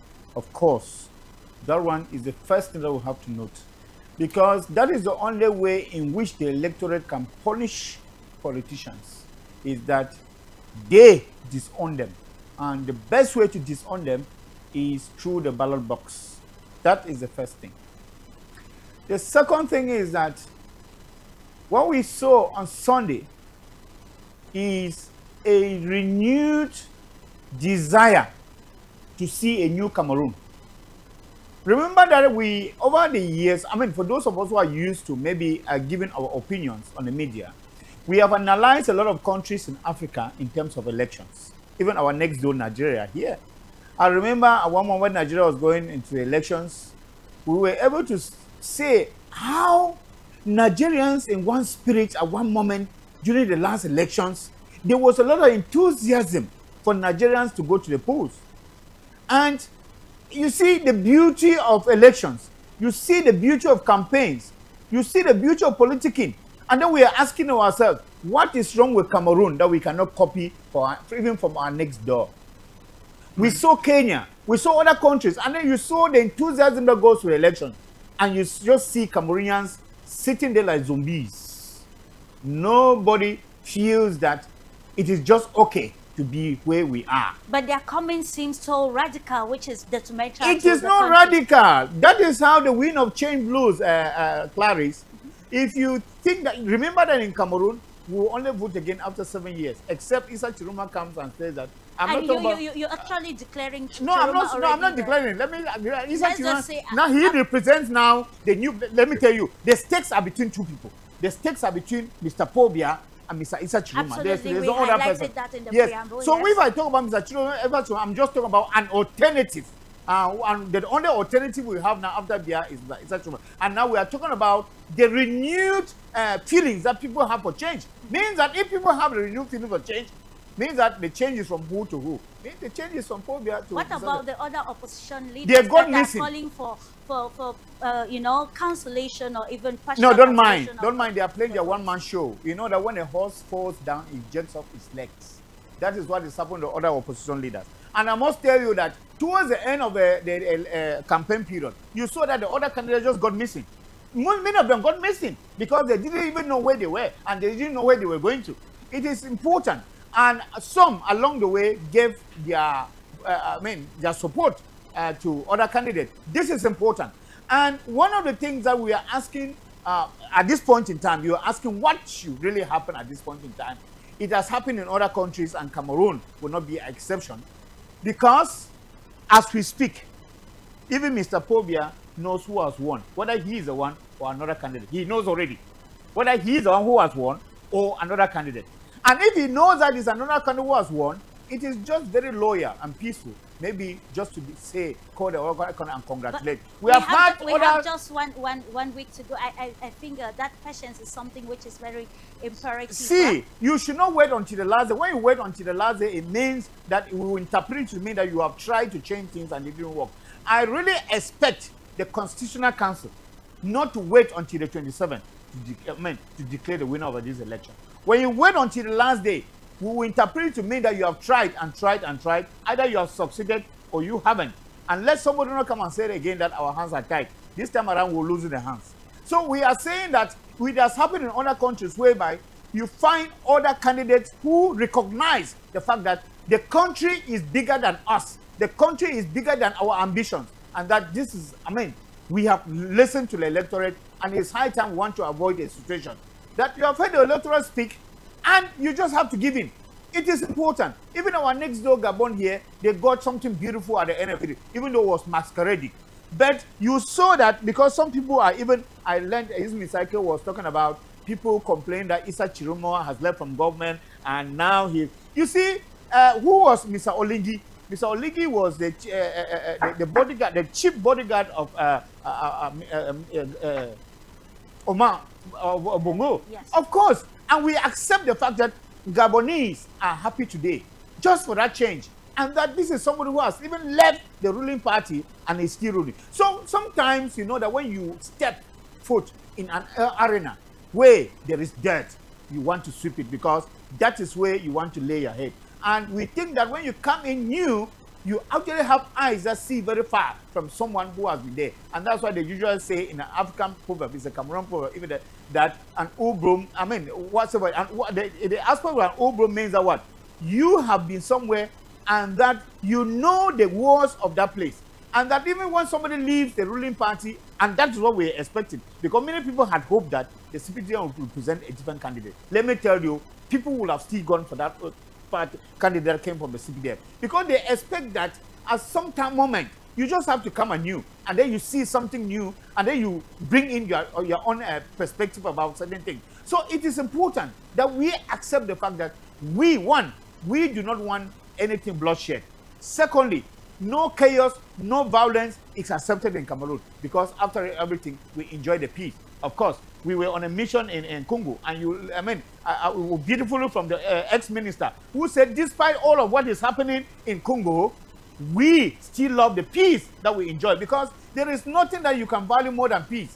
But then, when someone refuses to give you the peace, that's what I say, if a child refuses that the mother won't sleep, the child himself won't sleep. So I think that all of us need peace, be it the president who is in Yaoundé, be it the minister, because when you even have the routes that are bad, it is not just the low people down there who are suffering from the routes that are bad. And the sanction that the electorate you have been asking gave to the ruling government is the fact that the routes in Cameroon are in a very despicable condition, and that is the sanction that they wanted to give. That the economic crisis actually in Cameroon it is a pity that the prices of goods and services in Cameroon are skyrocketing by the day. The price of fuel is going up. Electricity supply is epileptic. Water supply is a problem. Health services are a problem. The educational services are a problem. And you, like Mr. Dr. Elijah said, you see that the franc CFA is dropping. I just saw today was something like 600 francs to $1. I mean, where are we leading to? Where are we going to? I made a transaction today in India, and it was surprising that the little money I had was, I had to go to fuel again my card because I didn't know that, the franc CFA has even gone, and I had to pay in dollars. So it is a problem, and that is a sanction that the electorates want to give, that the new person should be aware that if this is a signal, you should already know that this is what they are going to judge the new person on. So it is actually an issue that all of us, that we are declaring that we do not want war, we do not want violence, because we have seen what that has given in other countries. We have seen that what that has given in Sudan. We have seen what that has given in other countries, and we will not want to come. We used to say that Cameroon is, a peaceful country, is an island in a temperance region. And of course, we are proud about that. And we are also proud about the fact that Cameroon is what they call the continent. And I remember the last December, the President of the Republic made mention of the issue of the continent. And he himself even asked whatever that means. I know that he knows exactly what that means. That, of course, well, we are proud of that. I went somewhere and some people say, hey, you are coming from the continent. I say, yes, I'm from the continent. It is very important for us to be proud about some of these aspects. And we can go on naming the past glories that we have. Why are we only living in nostalgia? The world is changing. The world is changing very fast. And you see, with the aspiration of the youth, the world is changing. Are we going to remain in the same place like old people, like zombies? And that is why Cameroon doesn't want even dual nationality. You know why? Because they know that those who are over there, people like Dr. Elijah, Mr. and all of us, they are already knowledgeable. They are into, computer. They are into the Android world, and they know exactly what it means to transform a country. They don't want them to come because we are being ruled by people who are old and they do not want any change. We need to be tolerant in this. We need to be flexible. We need to accept this, and this is a sanction that the electorate is giving and saying that we want dual nationality, we want the country to change, we want to follow from the trends that are going on in the world, that we will not remain behind and be ruled by people, of course. Absolutely, it is a multi-polar world now, and I think that each nation across the world is actually redefining policies to be able to make use of the advantages of a multipolar world, and Cameroon is not left out. And I think the new era for Cameroon will be written after the official proclamation of the election results, and of course, that is why a platform like this is giving us an opportunity for constructive analysis, checking the governments, checking the people, and seeing what the country needs to, to protect at this juncture of multi-polarity, so as to, enjoy indeed from the fourth industrial revolution that countries are already living. We cannot forget to mention Rwanda, but then we wouldn't want to see that Cameroon becomes Libya, after the Arab Spring. Some countries are yet to recover, and that is why we are coming to you, Alain Roche Ngacha. If you are already there, we want to understand fully well at this juncture. There is a balance on the role of the government and the role of the people, and we see that each party still has a lot to play, but then the government being the one taking all decisions internally and externally that would define the future of countries, has a larger portion of the responsibility. Now, how can we, the government, strategically navigate this position to ensure that there is no destabilization in the country?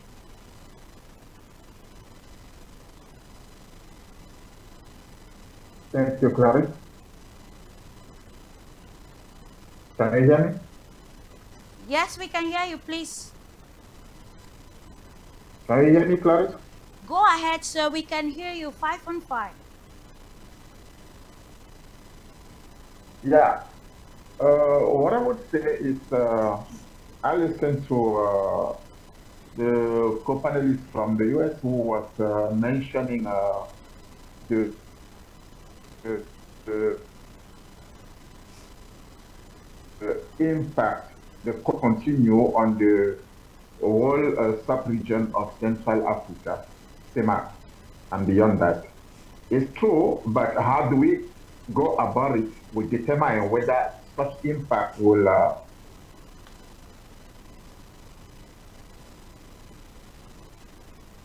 the reason why a person like President Biya had to remain in power for so long is not because he wanted to stay in power. I bet to tell people today that it's not because he likes power that he stayed there. He had a mission. Aidjo committed a mistake, acknowledged that mistake, and the person who helped him understand how to get out of it was Paul Biya.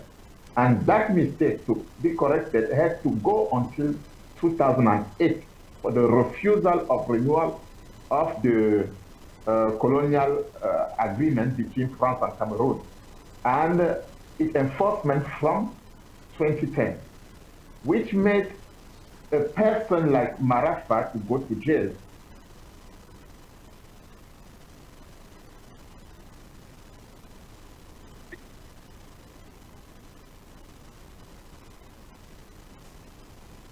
What are we talking about here? It's... Are you still there, Mr. Alan Rush, please? Please, it is actually, let's actually listen. It's imperative to get people's opinions before reacting. You know, we have the right to our opinions, yes? It might, it sounds funny, right? But it's not.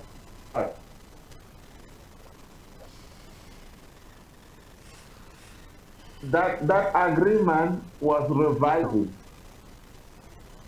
So what we did is we took time to explain to people between 2010 to 2020 to ensure that the majority of Africans understand what happened not only to Cameroon, but to all the French-speaking African countries. We are the ones who, for the first time, exposed this colonial agreement and its implication in our economy. Laurent Gbagbo went to jail because he followed the footsteps of Paul Biya not to renew it, and he was sent out by the President Ouattara, who was picked by France to come and resign it, and he did it. Today, people from the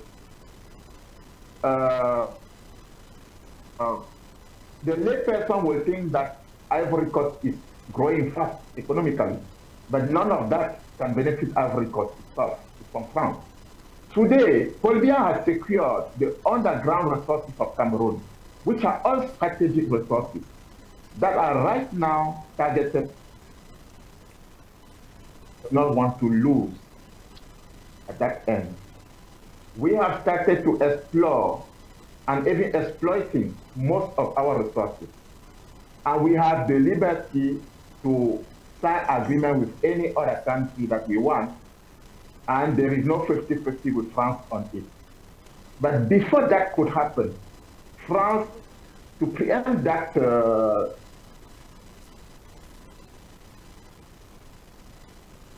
project, has to pick up somebody who will listen to it and who will bring them back to that game. They did it in Mali, they did it in Burkina Faso, they did it in Niger, and they are about to do it in Cameroon. People will see it funny because they don't want to understand what is beneath what is happening right now. Chiruma, when he resigned, where did he go first? To the French embassy.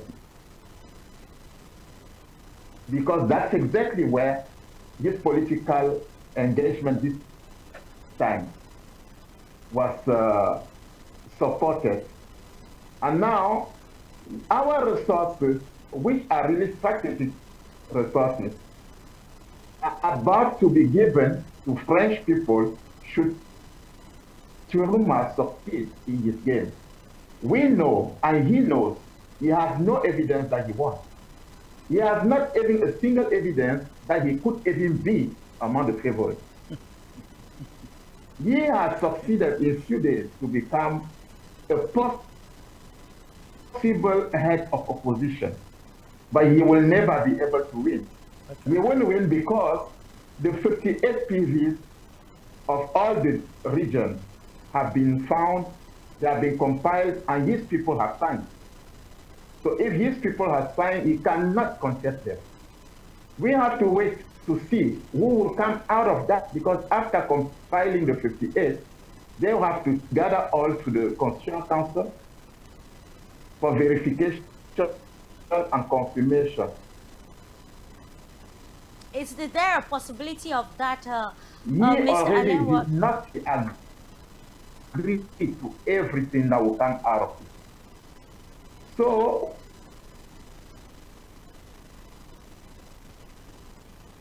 other regions, other countries in the area, we must know Cameroon is the heart of Central Africa in terms of economy and everything. And those countries will not even survive if Cameroon really falls down, like the brother was saying just earlier today. But we can avoid that by really allowing the will of the people to prevail. But we have a problem there. What is the will of the people? Which people are we talking about? Because when the brother says the people need change, the will of the people must prevail. Which people are we talking about? People? Those who are majority making noise but who don't vote, and those who are minority making no noise and who vote. If those who are breaking everything around, if you catch them, I challenge everybody about that. If you catch those who are committing arson and all those things in Cameroon, you ask them to show the voter tax. They don't have it. And that's the problem. That's the problem, because those who are breaking everything, they don't vote. Those who vote trust what they voted for. And they are waiting for the results. But those who are breaking everything, most of them did not vote. Mr. Alan Ross, I don't know if you can hear me. Let me interject. Yes, I can hear you. Yes, let me interject and bring this question to you. You know, we stated already that Cameroon is in a state of uncertainty at this moment, because when we are looking at, you know, the I don't know if we should look at the level of satisfaction of Cameroonians in terms of you know, basic amenities, in terms of you know, their living standards. A whole lot of people, according to popular opinion, you know, from the Vox Pop we conducted on the streets of Cameroon, there are a whole lot of criticisms against the government in place, not only about the fact that the leader has been there for long, but then they're looking at the level of infrastructure, which according to them is very, very, it's at a very negative level, which impacts, actually impacts negatively, you know, foreign direct investment, and also in spite of the fact that Cameroon is a law enforcement nation, it shows that the respect for law has deteriorated at every level, and this explains why there are a whole lot of you know, issues to be tackled. So at this juncture, what is that you know, the strategy that the government can present at this particular moment, not to give Cameroonians the reasons to continue to be very radical in their call for the will of the people to be respected. And at the same time, I just want to note that according to statistics even from Elecam, many vibrant Cameroonian youth who are not involved in politics actually registered in the October 12th elections and went to the polls.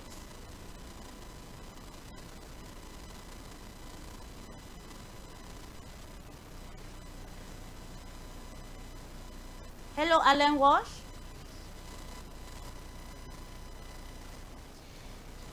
I think we lost him again.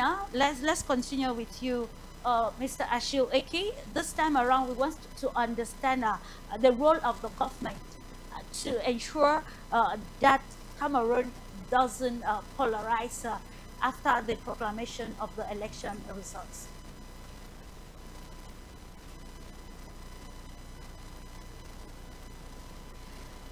Just a note, ladies and gentlemen, if you are just tuning in, you're most welcome. We're almost culminating with today's edition of Global Insight, and we are analyzing the stakes which are very complex in Cameroon at this juncture as the nation awaits the official proclamation of the October 12th presidential elections.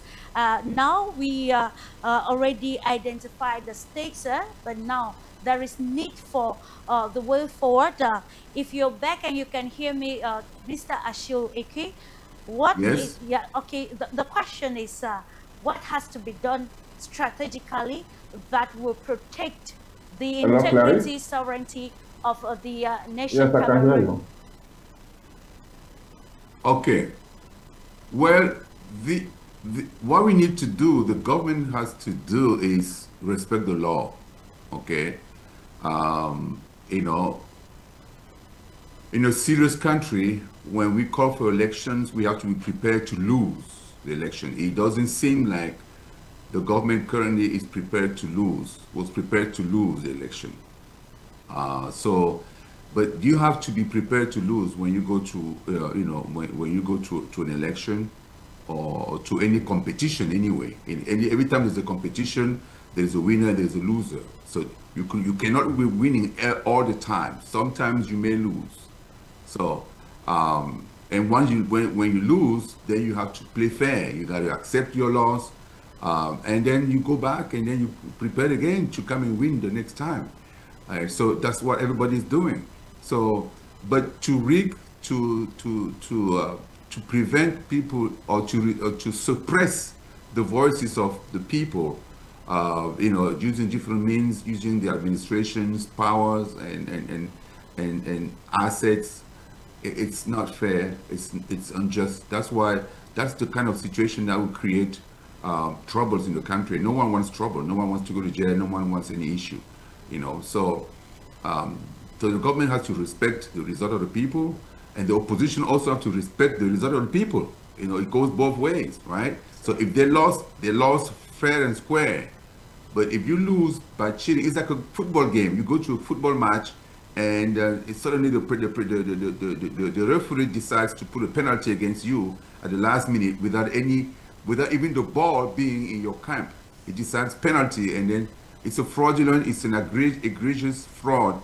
So you're going to protest. So you don't want that happening. So I think we all agree, Mr. Atangan, the Minister of Administration, Territorial Administration, has been tempering down his you know, his fury sometimes. You know, the way he talks to people is found to be disrespectful. But I think he's been tempering those things down. But the will of the people remains the underlying importance here. The important thing that has to be done by the government and by other parties is to respect that will. And respecting that will means not falsifying, not tampering with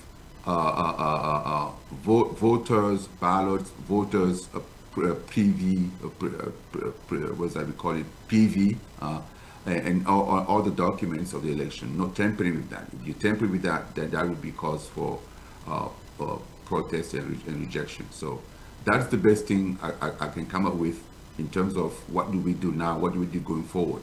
We have to respect the law, all the parties. Okay, thank you so much. I think this question will be coming to you, Dr. Elijah Enwako. At this juncture, now that Issa Chiroma has claimed victory, and we also see that other Cameroonians actually rally their support behind Issa Chiroma, but then we have the Constitutional Council that has to announce the election results.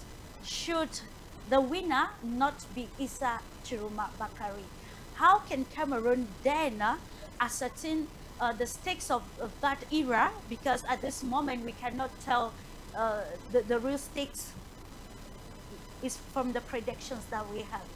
How can we ensure that we navigate strategically the post-election proclamation era to ensure that there is no polarization? I think that is what we are avoiding at this juncture for Cameroon.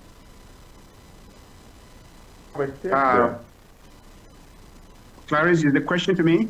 Dr. Elijah Enwaku. Okay.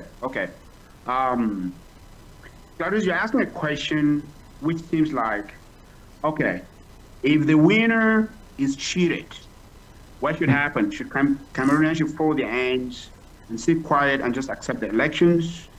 I do not have the crystal ball to answer that question and say, this is what should happen. What I can answer is, first and foremost, just echo what my colleague in the United States have just said. Let the government, what is the cost? What's the purpose of organizing a $6 billion cost of elections when you already know the winner? What's the meaning of that? It's meaningless. Let's just say Cameroon is in a monarchy and then cancel all elections, no elections. We know that we have the king. So what's the point if every single election we know who the winner is, and the point of organizing an election is just a show, or it's just camouflage and so on? It doesn't make sense, because you're using close to $6 billion of money that would have been used to construct roads and do other things. Let's just say Cameroon is a monarchy, and we go from there, and everybody say, okay, we agree it's a monarchy. We need to see how we're managing a monarchy, and if you have some crumbs for the Northwest people know that that's the little crumbs for you. If you have something for the extreme North, that's all for you. It makes no sense to organize elections when you're not ready to accept the result every single time. It's a camouflage. And let me ask these questions. Are we 30 million imbeciles in Cameroon and only one intelligent person? Is that what it is? For more than 40 years, we have 30 million imbeciles who cannot rule, cannot do anything. Nobody can rule the nation. Nobody can do anything. There's only one person, because that's what those of the ruling party seems to be projecting, including my colleague here, Dr. Alain, who just said Paul Biya is not there because he wanted to be there. And let me just, cancel some fallacies he just made there. The reason the French, why the investment of the French has gone from 40% to 10% is because the Cameroon government has gone to China to look for easy loans. Therefore, Chinese investment and Chinese loans have flooded the Cameroon, treasury, because, the French will be giving you a loan for about 10%, but the Chinese will give you the loan for about 5%, even though with draconian strings attached. And that is why the investment of the French has gone from 40% to about 10% in Cameroon. It's not because there was, Paul Biya has renegotiated the treaty that was signed between de Gaulle that says that almost before Cameroon goes to any other country, they should seek French interests. No, those treaties are still in place. They have not been renegotiated. So Paul Biya has not done anything about those treaties. So don't try to give credit because, French investment in Cameroon has reduced. Therefore, Paul Biya is trying to disentangle Cameroon from France. No, that's not the reason. It is because Cameroon is always looking for cheap loans, and the country is in debt as we speak. Do you know how much Cameroon borrowed for these elections? Even prior to the election, do you know how much the government of Cameroon, Paul Biya, signed for a loan for the Cameroon government? It's crucial that we understand where Cameroon is going, and understand that the stakes are high for this country. The stakes are high that if we, at this juncture, allow chaos to reign, because somebody who has won the elections has been stolen. We saw what happened in 2018. We do not want chaos in the street. All of us, all the panelists, nobody has advocated for any chaos in the street. But when you completely destroy the aspirations of the people, when you reject the votes of the people, when you do not count, when you feel that Cameroonians, their voices, it doesn't count. Whatever you vote, it doesn't count. If you say this person has gotten 80% here, and then they come back and say, oh, it's 20%, you're telling the people, it doesn't matter what you vote. We know what the result is going to be. It doesn't matter what you say. We're going to tell who the winner is. It doesn't matter who you are. We are going to impose on you. Are you telling me that Cameroonians, we should just say, Cameroon, don't say anything, just go about your business, don't say anything? It is not right. What we do not want is chaos on the street and war and so on, but to say that people should take injustice and just be quiet and so on and not say anything and not speak up to injustice, it is wrong. It is always true that when injustice become the law, resistance becomes the duty of the people. That is why people need to speak up against injustice in the nation. Because this country belongs to everybody. It doesn't belong to those in government. It doesn't belong to a certain tribe. It doesn't belong to a certain group of individuals. It belongs to all Cameroonians who had duly have the citizenship of Cameroon. It doesn't matter what the government is trying to do about those in the diaspora. We can talk about that later on, but we are Cameroonians. And everybody in Cameroon and out of Cameroon, we are contributing to the growth of this nation. And we will fall together or we'll grow together. If the Cameroon government thinks that they own this country, they're making a big mistake, a very big mistake. Change will come in one way or the other. Change will come to this nation. I guarantee you it will happen in one way or the other. Yes, we don't want war. We don't want people dying, but change will happen in this country. They might feel invincible right now, but I'm telling you, just like somebody said, you might bring the whole army of every country. We're not talking about war here. We're talking about the will of the people. When the people are determined, it will happen sometime along the way. But yet, again, we want peace, want tranquility. I do not have the crystal ball to tell you what's going to happen. If the winner is cheated, I can't tell you what's going to happen. I don't have that crystal ball to answer that question clear right now. But again, I hope ELECAM and the Constitutional Council do the right thing and declare the will of the people. That's all I can tell you, Clarice. I think I should be rounding up with you, Dr. Zimancho.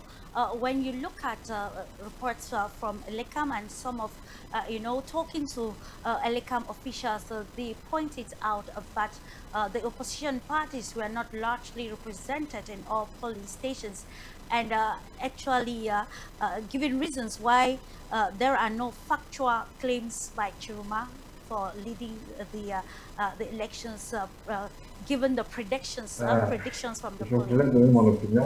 That is one of the loopholes that the opposition in Cameroon has. They fail on their GOTV. What is GOTV strategy? GOTV is go get out the vote strategy. This is usually the last strategy that the opposition or any party that wants to win election gets into. You mean, and the GOTV strategies include actually providing logistics, providing the polling agents and all of them, and taking care of them. But the opposition parties somehow largely failed on that. But I must say, Clarice, that we follow on the online polling of this election, which was much more intense than the last year. And even the counting of the votes at the polling stations. And at one moment, you didn't even want to know whether the opposition were represented there or not, because the way that the voting was done. I must tell you that when you see places where, like in upstations in Bermuda, where majority of those who voted were the military, and the military won. And in most places where you thought the ruling party was going to win, it was the opposition. I mean, everything was glaring. It was shown. There was screenshots shown all over. And therefore, we at one moment, sometimes, so as I was talking about change, when the change needs to come, you do not even need to be there to say that you are the one defending or whatsoever. Despite the fact that the opposition didn't have the means to actually deploy the election observers around the country, I even think that there are some CPDN election observers who played in favor of the opposition. This is what happened this year. Are you interested to even know that where even the president of the republic voted? I mean, it was shown, as I said earlier of this program. Yeah. There is no law that prohibits the proclamation of election at the polling station. The prediction. Exactly. That was shown on the board. It is shown.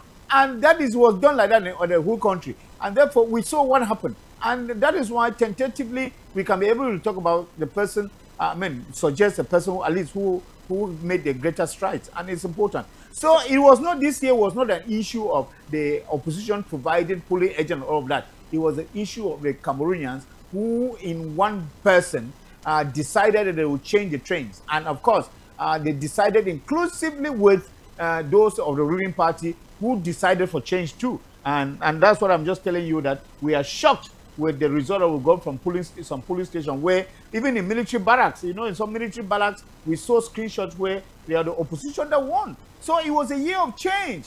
It was a year of change, and I would just think that we just have to accept it like that. There are certain things that we cannot put on. So do you think actually the National Commission for the final counting, like, because there is actually cross-checking ongoing already, that after this we're going to really have a solid statement from the government? We are supposed to have a solid statement from the government, and there's one thing, as I said, we have been following up this election since Sunday, but I must talk about one irregularity that happened after the elections. You know, after the election, we expected the director of elections to speak first, but the person who spoke first and talked about the fairness of the elections was the Minister of Territorial Administration. Of course, we, the civil society, we root and condemn that. It is not the Minister of Territorial Administration who was supposed to talk about the conduct of the election. It was the Director of the Election who did. The Director of the Election spoke some hours after the Minister of Territorial Administration has spoken. And this is how we see that institutions in Cameroon are politicized. And this is what we are decrying. And you cannot see white and say it is red.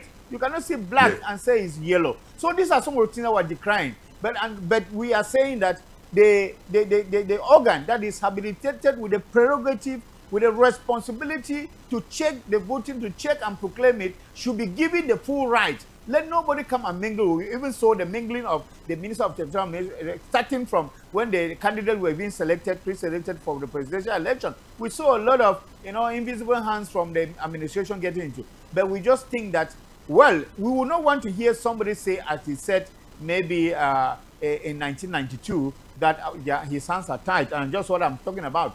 Let thorough checking be done, and the person reading should be sure that this is exactly what obtained. I know the reason is always the Constitution can just say that I am not in the field. It is the LECAM that is in the field. That our duty is just to read. But I think that somebody should do his job. Somebody should do his job. A LECAM should do his job. The counting commission should do his job. And this is what we are asking for. If everybody does his or her job, we think that the proclamation is going to be welcomed by all and sundry. It is just like sometimes I talk about world peace. If there is no peace in the family, there will be no peace in the world. So from the nucleus, from the smallest point of view, there should be. We already even got some irregularities from some polling agents of opposition who were bribed by some other parties, to sign wrong PVs. This happened. And even prior to the election, because we monitored what was happening the day before the election, we saw some polling agents of opposition actually who refused at the 11th hour not to go to the field because they had taken money. All of those irregularities, we saw them, and we think that it is something that we are supposed to judge and correct for the future. Absolutely, yes. It's about correcting and ensuring that Cameroon is actually, a state with practical laws respected from the lower level right to the top, to ensure that there is real progress and development. We are going to round off with you, Alain Roch Ngacha, hoping that the connection will allow us to connect well this time around, as you give us your concluding statement on the way forward. Thank you, Clarice. I don't know if you can hear me. Sure, I can. I will not have much to say this time. All I can, on both sides.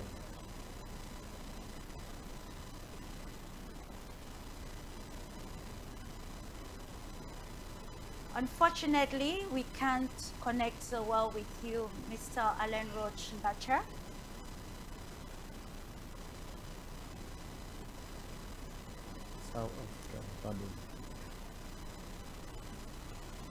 Okay, just to let you, ladies and gentlemen, to know that we have come to the end of today's edition that focus on predictions and events which followed the October 12 presidential elections, and we are going to come back subsequently post the results proclamation era to continue to analyze with an objective of bringing constructive analysis that will redefine the new trajectory for Cameroon. I think Alan Roche is still connected. The connection is not so good. Go ahead, please, if you can hear me.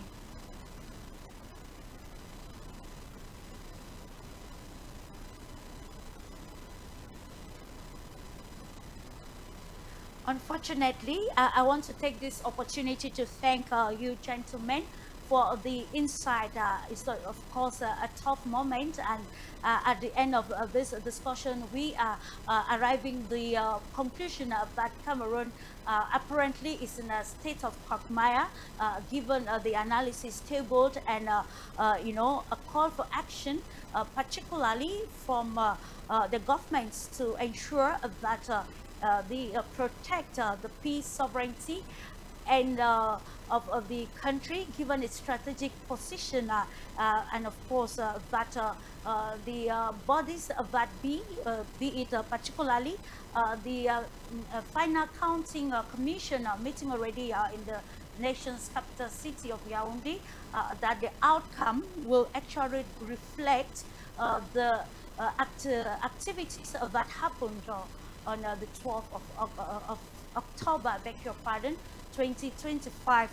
And of course, thank you for your great insight. We want to apologize, ladies and gentlemen, for the interruptions which we couldn't actually control. And thank you so much for trusting the Pan-African television as we continue to analyze the stakes involved. It's actually a new dawn for Cameroon, a new dawn for Cameroon to redefine its political tactics to ensure that internal political dynamics of the country will be favorable enough that will position the country at a very strategic position in a multipolar world. Thank you so much, and hopefully we are going to join you in the days ahead as we continue to analyze stakes of utmost importance threatening Cameroon and the African continent. Why not the global world at large? Thank you and bye.